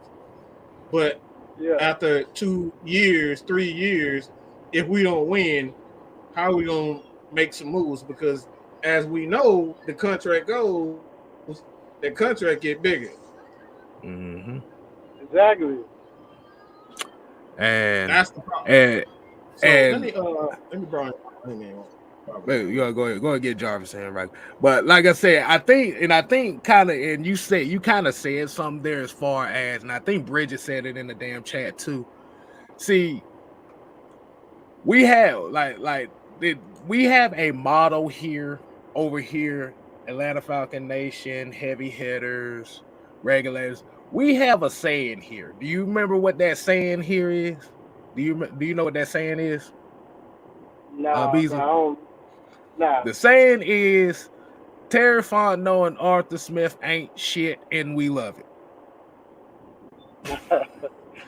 The reason why we say that too is because they ain't letting nobody in on nothing. Because if you listen to folks like Tor McElhaney, D-Lid, Steve Weiss, Jeff Schultz and stuff, they always tell you that these coaches and this regime ain't telling nobody nothing. And I think this is why a lot of people feel like they're not committed to Desmond Ridder, because they haven't just came out and said it. But it's like a lot of times you have to look at the certain moves that they make, the certain pattern of moves that they make, where you look at, okay, maybe they're saying this, maybe they're saying that. They put so much emphasis on Brian Nelson, Jerry Gray as these coaching hires. That could be telling you one thing, but if, like I said, if you're just waiting on them to say it, like I said, that's where you're going to get confused about. But like I said, at the end of the day, with the Lamar thing is, that's why I said 3 or 1. 3 or 1. And like it's and anybody that needs to be blamed for all this trouble, Beasley, you know who you really need to blame? It's not Arthur Blank. It's not Terry Fontenot. You know who you need to blame? It ain't even. It's not even Smithers ass or Thomas Demetriou. You know who you need to blame? I was just about to say him too. You need to blame the Cleveland Browns. That's who you need to blame. Yeah. Come out with the trade last year. With the $230 million guarantee for Deshaun Watson. That screwed everything up. It screwed everything. You don't think Russell Wilson and what's the other kid in Arizona? You think that didn't add on to it? Of course, no. It adds on to it, but the thing about it is that's where it started, because it was a fully guaranteed. The Russell Wilson thing was. It was a fully guaranteed contract. That's what we're talking about. Yeah, Deshaun Watson's was fully guaranteed, so that means that motherfucker made $230 million regardless. Did you see? Hold on. Let me read something to you on that. Just I'm gonna let Jarvis speak on this right quick. I'm finna look something up because we got about a few more minutes. What's going on, Jarvis? What's going on, Top Dogs? How y'all doing, man? Oh, we good, man. What's going on with you? Not much. Hey, so got a few things. I was just writing here, as you probably see me doing. So one of the things is, this 2 weeks ago, maybe 3 weeks ago, forgive me if I'm wrong. I had a military duty. Of course, I'm stationed up here in Missouri still. Okay. So I went 2 weeks ago, maybe 3 weeks ago. I went to the AFC Championship game, the Bengals and the Chiefs. Mm-hmm. That game right there, showed a lot. As you noticed, you can't see the Chiefs. Was not their best, right? But it's something about, if I can be honest, it's something about that game and this game, the Super Bowl, that made a difference. I don't think anybody really paid attention to it. And I'm not trying to be one of those conspiracy theories guys or whatever. But y'all remember when in the AFC Championship game, Pat Mahomes hurt his ankle, right? Came out and just said, you know what, we're gonna win this game. Regardless of how it's playing out, we're gonna win it. The same thing happened yesterday in the Super Bowl. When that ankle got hurt, I seen him on the sideline. I told my wife, I was sitting down in the basement. I was saying, hey, babe, I don't know what the Eagles gonna do, but I already seen this before already. This is my second time seeing Patrick Mahomes play football in that Chiefs Stadium. When he got hurt, I know what's gonna happen. And sure enough, there it is. It played out just the way I thought it would play out again. But the kid is phenomenal, man. He's phenomenal, and that the running back they got, Pacheco, man, he run like he stole something, bro. You ever seen him run like exactly? He gets somewhere, man. But that's nonetheless here and there, whatever. You know, I because there's no football team in St. Louis, they moved to California and have to go all the way to 3 hours to go see them Kansas City Chiefs play. Just something, right? Right. But either way, moving right along. One of the things is I hear the young man talking about the Lamar Jackson situation, and Mike and K-Styles, you guys are right. What happened in Cleveland last year set a negative precedence over the NFL, especially when it comes to the quarterback situation. Right? You gave this man $262 million guaranteed money. Right? Patrick Mahomes has a 10-year, $500 million contract. 10-year, $500 million contract. Nowhere near $262 million guaranteed.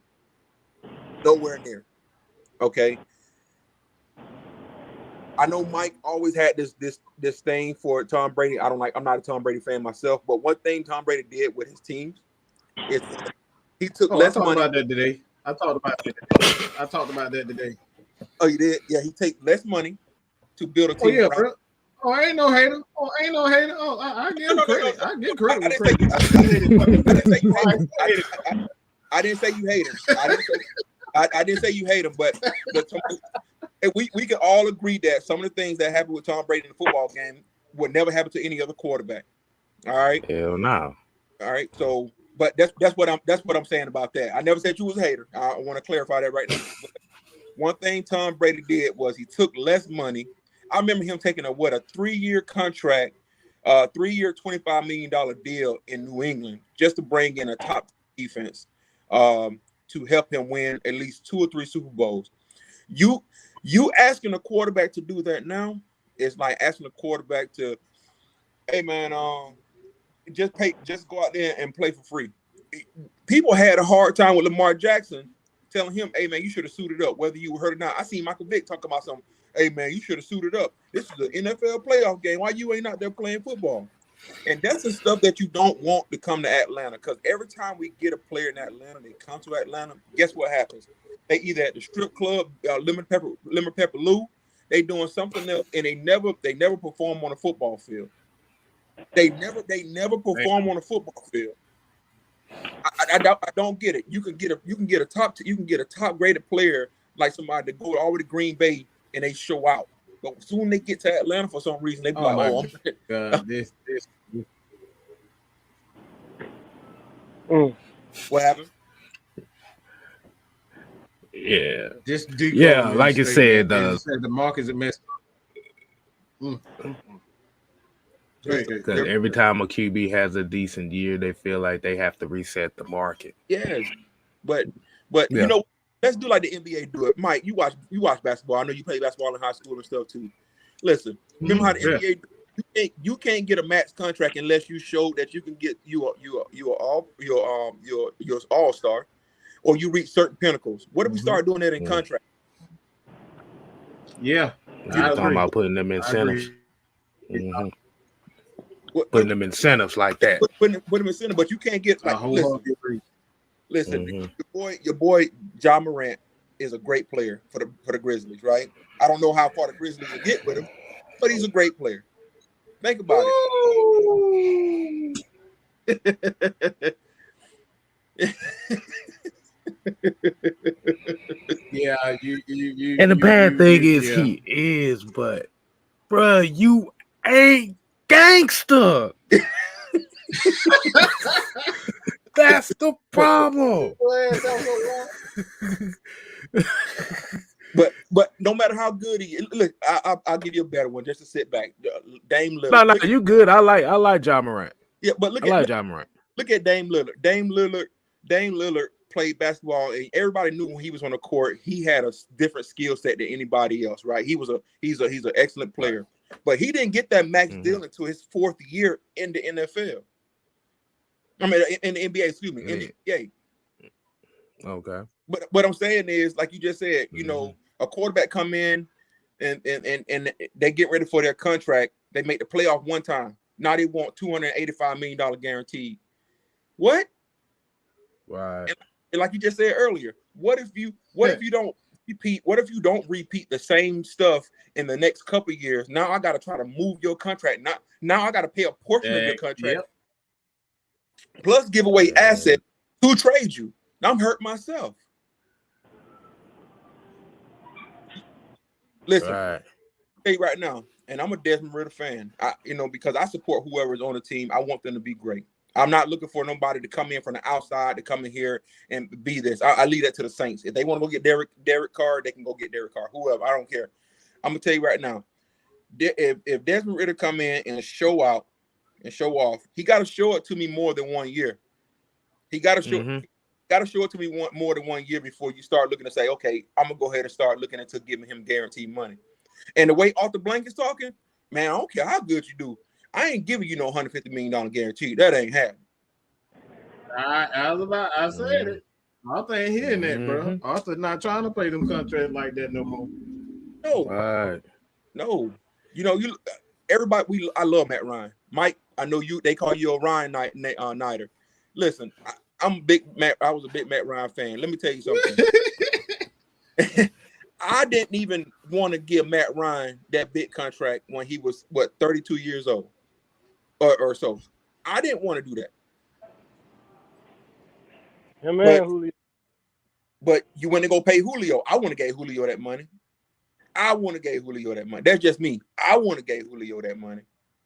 I wouldn't have gave him that after that Super Bowl. I would have been like, shoot.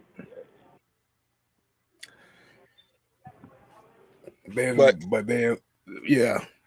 Like I said, when it came down to the contract situations with a lot of the things, and then this is just my opinion on it. This is on my opinion on it. Where they messed up at was they paid Devontae Freeman instead of Matt Ryan first, because if you remember what the market was when Matt Ryan won the MVP. Was around $22 million for the quarterback. So if you paid Matt Ryan first, it wouldn't have cost you as much as it did then. But the problem was when they paid Devontae Freeman first, then the 49ers gave Garoppolo that $30 million a year contract. But K-Styles, I almost felt like the Falcons at that time felt like their hand was pushed because he got on national TV during the Super Bowl, said, hey, man, I want to look for a new contract. And it was like, oh, man, I don't want to make it seem like we're not taking care of our players, so let me go ahead and pay him.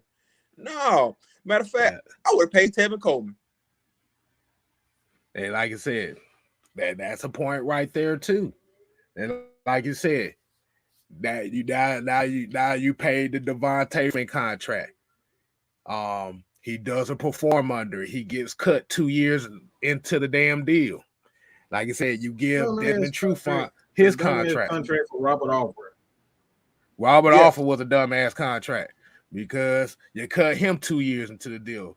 Desmond Trufant, you cut him 2 years into the deal. So what are we doing? You got Jamon Brown, James Carpenter. You cut these motherfuckers 2 years into the damn deal. But all that's doing right there, K-Styles and Mike, y'all already know what that doing is just adding all that dead money towards the end. Every year you got all this. You paid Trufant what you paid him a $69 million 4 year, 6 month, $69 million contract. Right. I mean, what are we doing here? Right. So for Arthur Blank to come out and say, hey, this is the most salary cap I've had in 20 years since owning the team, man, that says a lot. Mm-hmm. He's not looking to blow all that shit in one damn move. You better be like Bill Belichick. Bill Belichick don't pay nobody. See what he do? He cut people. Man, when I seen him cut Collins, what's the linebacker name? When I seen him cut Jamie Collins after having those 2 years of MVP, defense MVP, and Pro Bowl type season, he was like, I ain't paying him. Right. He went to Cleveland. You know why? He went to Cleveland. Know why? Yep. Go ahead. And you know why? Because he already had his guy developed right after him. Yep. And what has been the main thing these Falcons coaches and GMs been talking about? Developing players. Because if you develop players, you don't have to pay players. You don't have to pay players. Now, you could pay players that are awesome and all enigmatic and stuff like that, have great seasons for years and years on hand. But if it's a guy, I just use an example. There's a reason why Deion Jones got traded. And that shit threw all of us out of whack. Yeah. There's a reason why he got traded. Troy Anderson was waiting in the wings. So they believed they could develop him. So they said they'd take that chance and trade Deion Jones. I remember Mike saying something about Lua Khan. Lua Khan got down to Jacksonville. Yeah, he may have a nice season, but he looked horrible on defense at times. Horrible. Right. Imagine what the Falcons would have paid him top-notch, above average salary for a middle linebacker to get only. Right. So this is one of the major reasons why we kind of disagree with the Lamar Jackson take as far as bringing him down here. If it's one thing, if you've already got the pieces in place, if you look at his situation in Baltimore and look at the Falcons situation, your run game is literally damn near identical. Damn near your number one receiver is a tight end. So that's identical. But the biggest difference is you have a dominant defense in Baltimore and you trying to figure out what the hell you got a defense in Atlanta. So like when you don't have great games like that, or you may struggle in a couple games here, you know you have a defense that got your back, a defense that can stop somebody. A couple shows ago, I seen Mike's face when somebody said, "Hey, why don't we just go ahead and pay Lamar Jackson that $50 million a year?" I said, "Who? Hey, what?" I said, "Our salary cap is $56 million, regardless if they cut Marcus Mariota or Casey Hayward. It's $56 million. So you gonna pay? How you gonna do this? Because I'm pretty sure he gonna want that on the front end when he gets on the front end. So that leaves you with $6 million. Who you signing? And that you will have to cut Mariota just to pay for the damn draft class. That ain't it. That ain't it with the contract. That means towards the end of it, especially if he have a horrible year, all that money, all that money, all that the base salary, just gonna go up. That's what people don't know. On the back end of it, they're gonna damn near make it impossible to get rid of them. You can't cut them. Mm-hmm. This is what happens with right now with Russell Wilson. He signed that contract. That contract so damn big, you can't do nothing with it. Makes it very possible to get rid of him.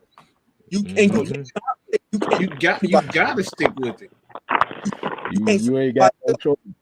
You can't sign anybody else. You're just at that point. You're just hoping that all of your draft picks are going to pan out. You cannot sign anybody. Right.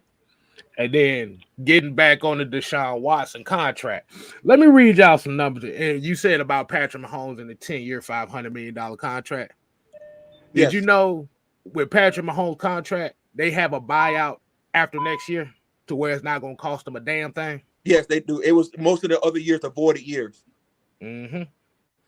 So let me read this. So basically, they're gonna go back. They're gonna go back to it. They're gonna go back to the contract. They can restructure how the fuck they want to do it. Yeah. Mm-hmm. All right. Are y'all ready to hear this right quick? I think I said it before. Okay. This is why I say the Deshaun Watson contract.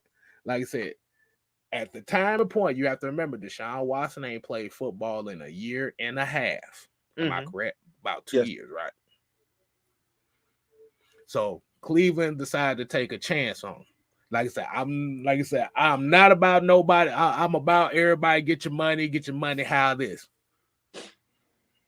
I want you to read this. This is for 20. This is for next year. Let's say, no, I'm gonna say if Deshaun Watson doesn't play well in 2023, let's say if they decide they want to say, okay, we need to be looking in another direction. Okay, so 2023. You know from here on out, the cap hit, as far as the cap hit for Deshaun Watson is going to be about 54. That's going to be how much he's going to be making per year, right?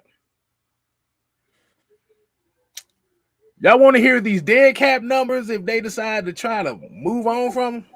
Hey, give us the damn bad. I want to hear the bad news, goddamn. You want to hear the bad news? 2023, $219 million. 219 million. 2024, 164 million. Bro, that's 2025. Dead cap. Dead cap. 2025, 109 million. And 2026, 54 bad news. Goddamn, that's a fucking massacre. The hell with bad news. Bro, they just reached the cap. The cap went up to what, 228 or something like that, 224 this year. Mm-hmm. His dead cap number is almost higher than the cap number. That's what I'm saying. I need that song. I need that song right about that. Hell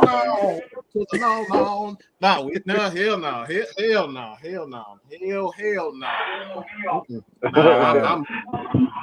Yeah. Hey, what's 2027 looking like? Like I said, 260. 2027 be a free agent for him. But like I said, this is a fully guaranteed contract, so that's why those cap numbers look like that, because it's a fully guaranteed contract. So now if we look at Russell Wilson's contract that he recently signed, like I said, he has an out in 2026, but that's a $31 million cap hit. But 2023, dead cap, $107 million. 2024, dead cap, $85 million. I'm good now. Thank you. You see what we talking about Mike, now. Hey, Mike. Hey, listen, Mike. What Kyler Murray? What was? Lord, I don't even want to go down that. Hold on, let's go down that route. See, let's bring this up. All right, let's bring it up. And my sources is sportstrack.com, so you can look at these salaries.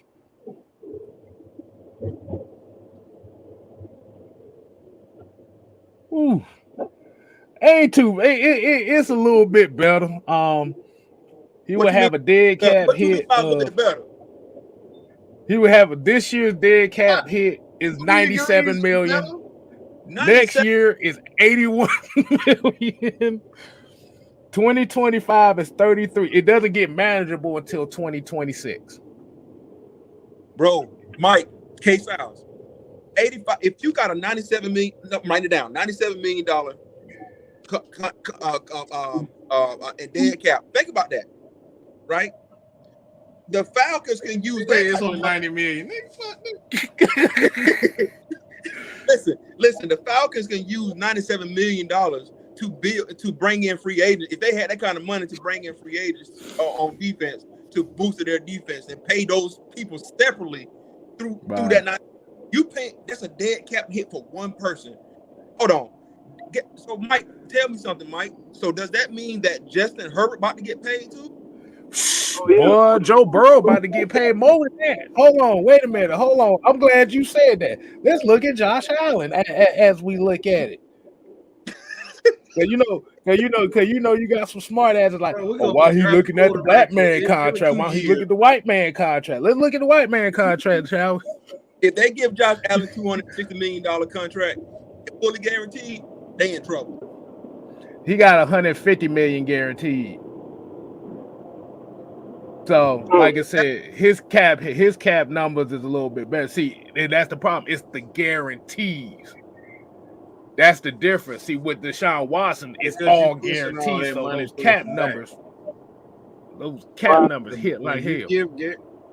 When you give the guaranteed money, the base salary gets pushed backwards. Okay. Mm-hmm. All right. Let's just say the base salary the guaranteed is $100 million. What they're trying to do is push. We're trying to backload all the contract in order to win now. That's why you sign them quarterbacks. You win now. So the base salary in year one would be $20 million. But as the year goes on, it goes up sometimes double. So you've been making 20, then it goes to 35, then 35 turns to 70, and then 70 turns to 100. So that's why that forces you to play that contract all the way out. But is it safe to say, you can't cut them? Is it safe to say, y'all, everybody on the panel, and even people in the chat, is it safe to say you cannot be afraid to tell a player, okay, you can walk?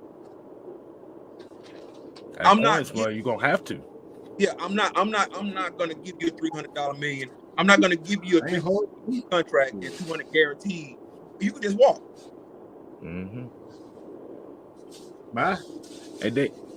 And then that's why like I said, that's why I keep on harping that the way that this Falcons offense is, it's going to be cost efficient for this team because the quarterback is not the star. No, the running back is. The running room is. Right. The run, like I said, the run game is the star. Mm-hmm. Like you said, it's possibility. It's a possibility Desmond Ridder might outplay it. Like I said, I believe he will. I'm a Ridder guy 2023 here. But the thing is, you're not asking him to be the superstar. You're not. The main thing you're asking him is to manage and to make a throw or two, which he's shown he can do. Bro, he showed he was clutch. Like fourth downs and Even if Tyler Algier the next 2 years get 1,500 yards rushing and about 10 touchdowns of each year, I don't think the Falcons are going to be like, okay, we're going to give you the Ezekiel Elliott contract. Who? No. I appreciate your service. Like the military tell us when we retire from the military, thank you for your service. That's what they're going to do. Bye. Adios. But y'all get paid. Y'all get paid $20 million a year though. Cause that's what I heard. That's what he wants. Who that? Deron Payne. Yeah. Yeah, that's what they said. Payne. No, I'm not getting. No, I think they said Payne 25. He want $25 million a year. That's what they were talking about. $25 million a year. I think that's too much, man. You see what Hargrave did yesterday? You see what Hargrave did yesterday? Oh, Hargrave's gonna get about 27, but like you said, if you pay attention, the reason why they got Ryan Nielsen was Ryan Nielsen is used to developing defensive linemen. So, like I said, in case Duran, and this is why I always say you have to build the culture of the team first, because even though Duran Payne may want 25, if he sees something in your system that be like, I can win here, I want to be here, he might take less. That's true. That's true. And you remember now, you already paying Grady too. You got to remember that you already paying Grady. So having so much invested into your defensive line, not necessarily a bad thing, but then it comes a problem of who else can I pay, because AJ Terrell is coming on the docket. Okay. Mm-hmm. I heard Mike say about Richard Grant. We don't know what Richard Grant is going to be. He has his moment. He has his issue. He has some games he has good technique. Some games you be like, man, what is Richard Grant doing? When he got ran over in one game and the running back looked down. More than one game.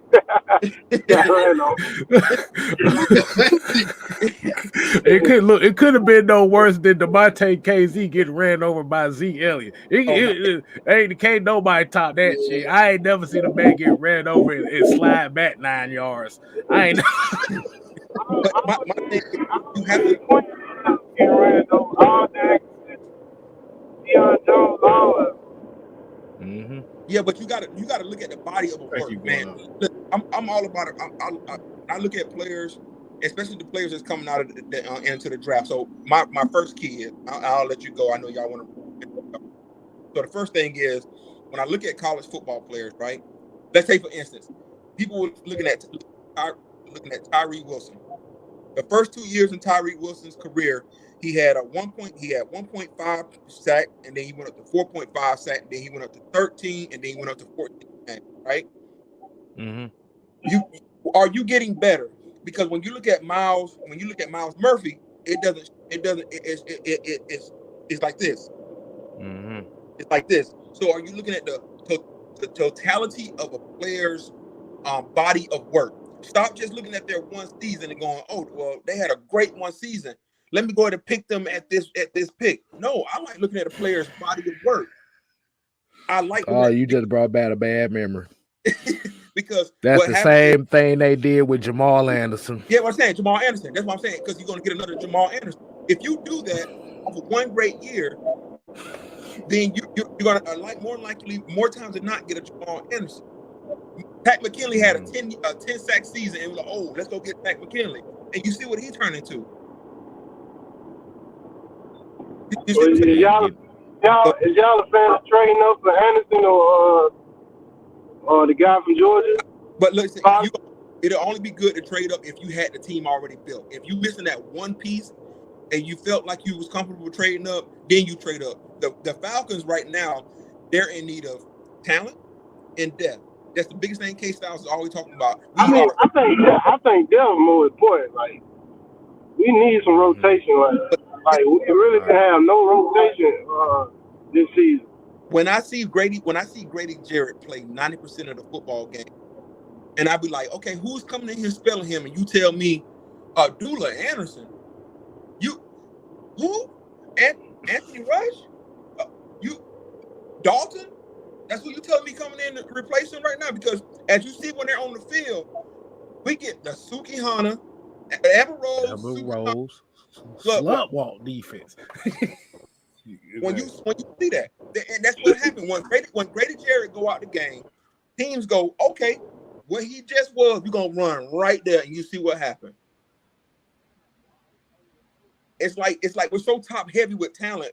You got Drake London, you got all these players, but everybody else on the depth chart is either a practice squad, a player, or somebody who is not talented. You got to have depth to win in this NFL league. Okay, you got to have, and we don't have the depth. So trading up to the first round to get Will Anderson makes no sense, because you're going to have to give up a whole lot of draft assets plus next year's assets. And as much as, and like I say, and this is why a lot of times with us and this is where I kind of challenge a lot of our Falcon content creators and stuff like that. This is kind of what we do over here. And we start looking at other players outside of the big name guys, because a lot of times if we looking at these drafts and stuff, we always talk about if we can get this guy, this guy, this guy, and this guy. And it's usually the guys that most likely be in the top 4 pick, whether it be Will Anderson, Jalen Carter, Tyree Wilson, Miles Murphy. But like I said, we ain't talking about the BJ Ojalaris, the Keon Whites, the JL Scanners, the whatever that, I don't know how to say his name over in Kansas State, Felix Azumua, whatever the hell his name is. It's Felix. Felix, yeah. Like I said, the Isaiah Lands, the Junior Fiocos, but like these kind of guys. KJ Henry, even though he's not the best pass rusher, he brings some kind of element to listen. KJ Henry can give you the same amount of production that Lorenzo Carter just gave you at a cheaper price. So why do I got to turn around and pay Lorenzo Carter for another 2 years for $12 million when I can get KJ Henry to do the same thing? Give me 4 or 5 sacks a season at a cheaper price. Right. I don't know, man. I'm as I get older, man. I think this is most people, if they're doing it right, they start learning how to save money. And the thing is, man, we're so in tune with what everybody else is doing. We can't even focus on our own team. That right there. That's it right there. You just summed up everything we just spoke of in just one sentence. We don't focus on our own team. We don't focus on our own team. You know, when you talk about talent envy, we call it talent envy. You so looking at everybody else's talent, you're even looking at what we have already. I've been to the Kansas City games I've been to. Kansas City, remember when they was not good. They was not good at all. They had Alex Smith as a quarterback and things like that. But when I talk to some of the Kansas City fans, you ain't never heard about them like, oh man,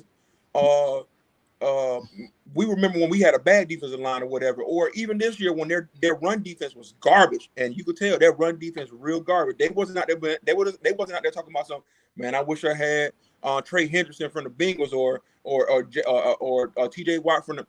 They're not focused on any other players on the outside. Who would have thought Nick Bolton would have? Who would have thought Nick Bolton would have became who he was last night? He showed out as a rookie last year and showed out this year. That's development. I don't care how you feel about Steve Spagnuolo. I don't care what you feel about that man. That man develops the talent that's on the team. And all the successful teams worry about player development first before they start worrying about the outside. Yes, and Kansas City don't have a lot of free agents. The last free agent I seen that they had big that came to their team, well, maybe Frank Clark, but he's been there for quite some time. But the Honey Badger, that was the only big person that they had on their team last year. You know, their corners are no name. Who knows Snead except when he got burnt yesterday by the Devontae Smith. Nobody. So I mean, you know, like I said, man, we got to focus on our own team, man. We got to focus because we're stuck. It's like a thief, or it's like a person that hates on another person who got money or got things going in. Like they pocket watching. Quit pocket watching. Quit roster watching. Just quit it. We got to stop roster watching. And then because when we get those players that you roster watched about on our team and they don't do good, man, why the Falcons pick them? I don't want to hear it. I want you to keep that same energy when you wanted that player. Keep it right now, because that's the same player you want. Who to say Lamar gets here and fall off a cliff? What you gonna say about it? Because I'm gonna tell you right now, I can only remember so many players. I'm gonna tell you right now, Mike and K Styles are gonna get on here, and when Lamar fall off a cliff, Mike and K Styles gonna let all y'all hear. I'm just letting y'all know now. They're gonna get on this show. They're gonna have about 4 or 5 shows, and they're gonna talk so much noise to y'all. They're gonna hurt all y'all feelings. Mike, I'm just sick Sam on their ass. I ain't gonna say this. We're gonna let Sam speak. the main thing about it is we never said he sucked. Apparently, because we say we don't need him means we say he sucks. But the problem is going to be is the what, and I know how it goes. And I had a conversation about this before. I said we can talk about trading picks to get a guy, but then once they get the guy, and then all of a sudden now the draft where there's a potential prospect, they like, oh shit, we need him. Wait a minute, damn it, we ain't got the picks. Fuck. And then they're like, see? You got to have a long-term plan. Kansas City had a long-term plan. They did. Kansas City was one game away from the Super Bowl the year before they went and got Patrick Mahomes. So that team was already established. Philadelphia been building on that defense for years. And that running game for years. 3 years. Yesterday was the first time I seen Jordan Davis on the field. Yeah, I know Mike said that was a wasted pick for Philadelphia. It was a wasted pick because of how Hargraves and Cox are playing.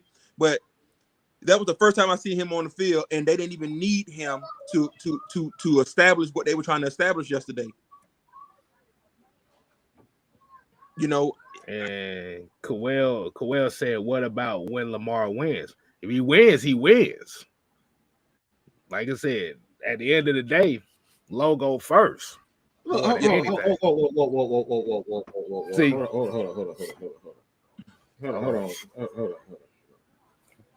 Had to get my sword in right quick. If he winning, I don't care if he winning. I don't give a damn if he winning because we still got to pay $50 million goddamn dollars. The reason why I say if he wins, he wins. But the issue that's gonna come down to is if you look at any team that pays their guys around a certain amount of money, they can't have sustained success. They can't look at the Rams. They can't have sustained success. They went all in for last year's Super Bowl, and damn near their best player and they coach contemplating retirement the very next year. Listen, they can't. The Falcons are looking for sustained success for a long period of time, not a flash in the pan type of situation. We gotta stop. We gotta stop doing that. You know what, K-Styles and Mike, when y'all come on y'all shows from this point forward, you know what y'all should do. You know how y'all do y'all little pre thing with your songs when you first come on. You should have a sign that says, "Stop trying to live the Michael Vick glory days." That should be somebody's sign going across the screen when they come on. We try to do that. We damn sure be trying to do that. Like I said, I'm trying to move forward, man. Like well, just want to live it, man. It is what it is. Oh my man. They got, like I said, at the end of the day, I ain't paying nobody that much money. Just. I'm not paying that much money when I have glaring needs everywhere. Man, folk don't even want to pay they baby mama child support. Black ass, okay? I'm not doing it. Right. Folk don't want to pay their baby mama $2 for child support. You think they're trying to pay $50 million? Come on, man. Yeah, I'm about to say we can't be throwing away money like we're going down Ford Industrial or something like, oh yeah, I want that. Okay, here go $50. Boom. You can't be doing that. I'm good on that, man. Nah.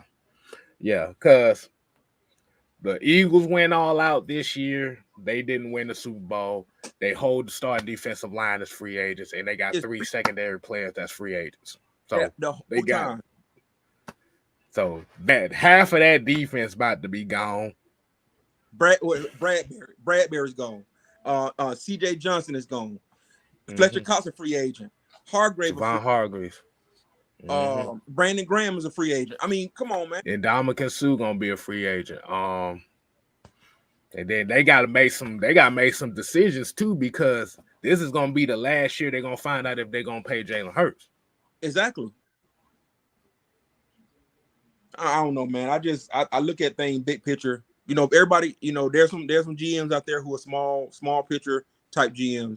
I look at a larger scale because guess what? You gotta pre-plan for the future. You pay You pay the run paying $25 million a year. Yes, the run paying showed out this year, but what about his body of work the last 4 years? You know, you got to look at that. Pay him $25 million. You got to turn around. Now you about to pay Chris Lindstrom. You about to pay AJ Terrell about to be on that 5th-year option, but the following year he got to get paid. What you gonna tell him? No, I ain't gonna pay you because I already paid who I want. I mean, I look at big picture, man, because you start paying these players all of this money. Then how do you have sustained success?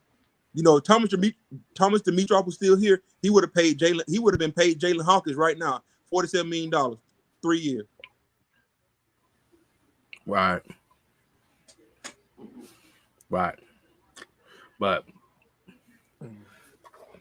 like you said, at the end of the day, if you do not develop players and you're banking on free agency every year, you in trouble. You in trouble. You just basically throwing away draft picks at this time. And Mike always said that all the time. I hear Mike saying that all the time. If you draft players and they don't develop, I'm not saying that 100% of your draft that'll be foolish to say something like that, right?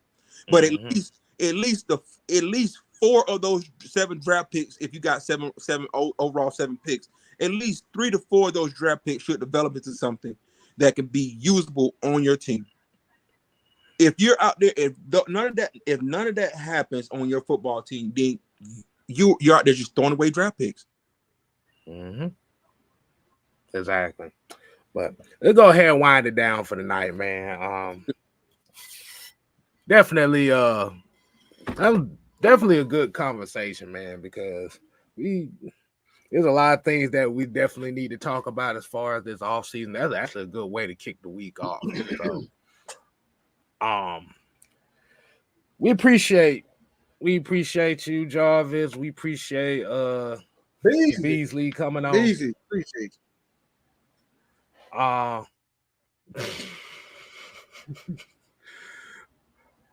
And I see Trimmer here talking about, I bet y'all want Derek Carr, but boy, fuck no.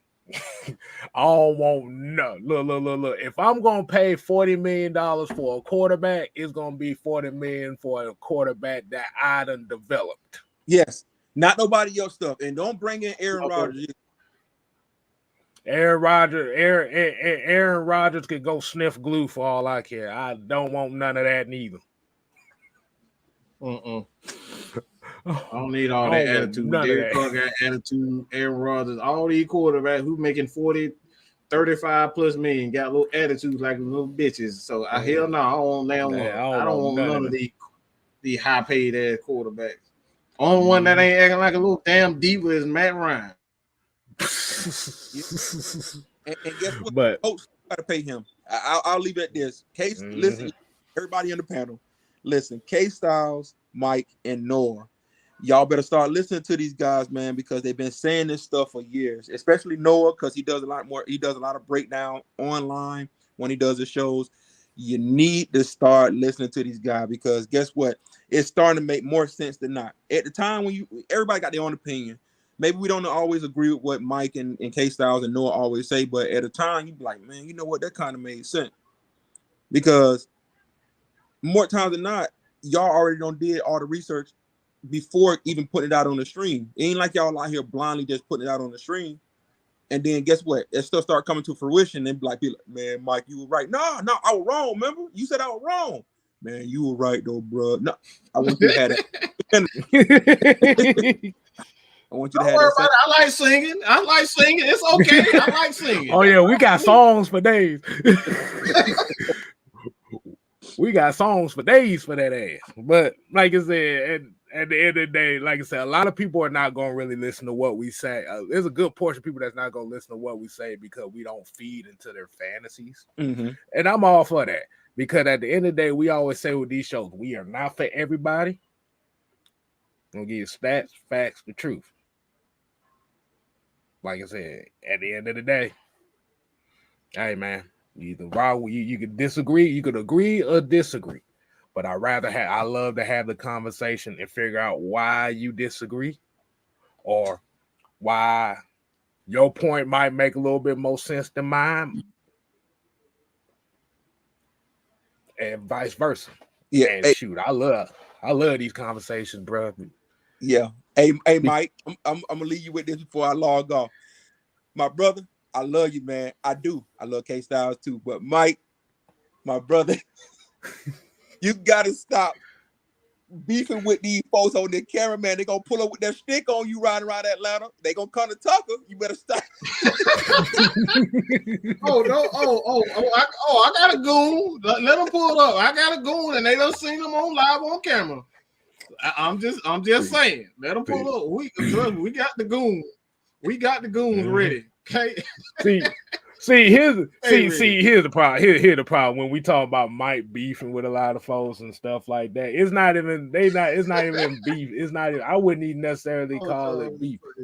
Like I said, you got like you try to let shit slide for so long, and motherfuckers continuously taking jabs and jabs, and you trying to be professional.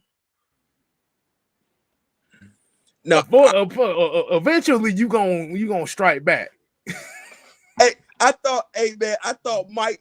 So Bridget came on the camera the other day. She was like, the female that showed up, nobody knew. So she was like, Mike, you ain't gonna say nothing. Mike said, "What, woman? What? Say something." Hey man, I love it, man. Look. I just want to have a conversation, man. I'm all good, bro. Just had a conversation. Exactly. That's all it be about, man. Like I said, we already know we gonna touch somebody's nerve, and hey, that's just what we do around here. Like I said, you ain't gotta like it, you ain't gotta love it, but at the end of the day, you gonna still see us. That's true. When it comes to fruition. That's true. You gotta throw that one in that case, though. I got to, man. Mike, yeah. And like I said, and a lot of these excerpts we get too is we get from the people watching too. They ask us questions. Like I said, we had a conversations, and then that's how more ideas and stuff come out. Like Jarvis, like Jarvis is one of our day ones, bro. Y'all don't know. This is one of our day ones right here. Absolutely, that's one of our day ones, bro. We get some knowledge. We get some knowledge and talking points from him too. So, like I said, we always say we appreciate everybody tuning in. We really do mean it. Even the ones that don't like us, we appreciate y'all more because the more y'all don't like us, the more people watch us. So we appreciate that. Yeah. I got about 15 motherfuckers that follow me on Twitter now that talk about our content garbage, but they continue following and comment on everything I say. How does that come on, man? How does that happen? Listen, Mike, every time you come on the show, Mike tell you real quick. I don't know if it's a disclaimer or I don't know he wrote it down, but he tell you, he said, if I hear something or see something stupid, I'm gonna let you know it's stupid. If I hear something to see, and Mike don't bite his tongue for nobody. I heard his whole spiel on he did it. This is how I grew up. My mama ain't never tell me such and such. I heard the whole video when I watched it when you said that. I said, boy, that's a man who got hurt heart. And if you get in his way, he gonna knock off of him. Yeah, exactly. You right on it. That's exactly what it's Exactly. Yes, sir. So, man. And we know them niggas is watching too, so they gonna be watching this one of these lists. So if y'all get this message, y'all can kiss my ass too. On to the next topic. Look at Blackberry. Look at Blackberry. Look at Blackberry. Hey, y'all boy, if you need to go to church. Nah, but for real, we appreciate everybody, man. So we're gonna go ahead and sign off. Like I said, we got the 6-man combo coming up tomorrow. We might continue this conversation. So y'all just stay on tuning to it until next time, people. Oh, hey, before y'all go, Are y'all doing any I know Mike don't really like doing it, any mock drafts and all that stuff. Just realistic mock drafts, not the Will Anderson. I'll probably put out one. You talking about more as a live thing? Like kind of like live or something like that, live thing or whatever. Yeah, like a live thing. I don't want to see no Jalen Carter fell to number 8. No, that ain't realistic. Now we might do something like that. We're gonna hear. Like I said, we probably do. Like I said, because Coach Unchained. Yeah, that's kind of his thing right there. We don't there. want to step on his toes. We don't want too much do. Like I said, that's kind of his thing. Mm-hmm. Like I said, that's up to him. Like I said, we could probably guest star on one of his mock drafts. We definitely let you know, man. Yeah, we'll probably. Yeah. So we kind of want to. I do want to hear y'all thoughts on certain players. That's why I asked you. Mm-hmm. Oh shoot! You gonna hear plenty of that. You gonna hear plenty of that this offseason. We gonna be talking about some draft prospects tomorrow while you playing. Oh yeah. Oh yeah. Macho man. Exactly. See, and then here's the dynamic though. The players that, like I said, Mike could tell you he got a playlist of all the prospects that me, Jude, Mike put together. I got all the unknown prospects. I got all the prospects nobody talks about. They got all the prospects everybody talk about. So it's a different combination. See, Noah and Coach, Noah and Coach are real. They the real experts like that. Man, Noah be having Excel spreadsheets and everything, but I be like, what? Noah, man. We call him the professor for a reason, bro. Absolute reason. Yes, sir. Him coaching Trey. Oh yeah. Coaching Trey, boy. Oh yeah. We had to tell him this year, y'all can't be doing about 100 prospects. Nah, bro, y'all need to calm that down, boy, because Noah ass boy damn near died day 3. He damn near died day 3. If I play this one song on this live right now and Noah's in here, that motherfucker gonna have PTSD every time you hear that song. So like I said, bad thing. Like I said, at the end of the day, man, bad things don't last, but bad guys do. Mm-hmm. Until next time, people, we ain't here to play. Oh no, we here to stay. Ooh yeah.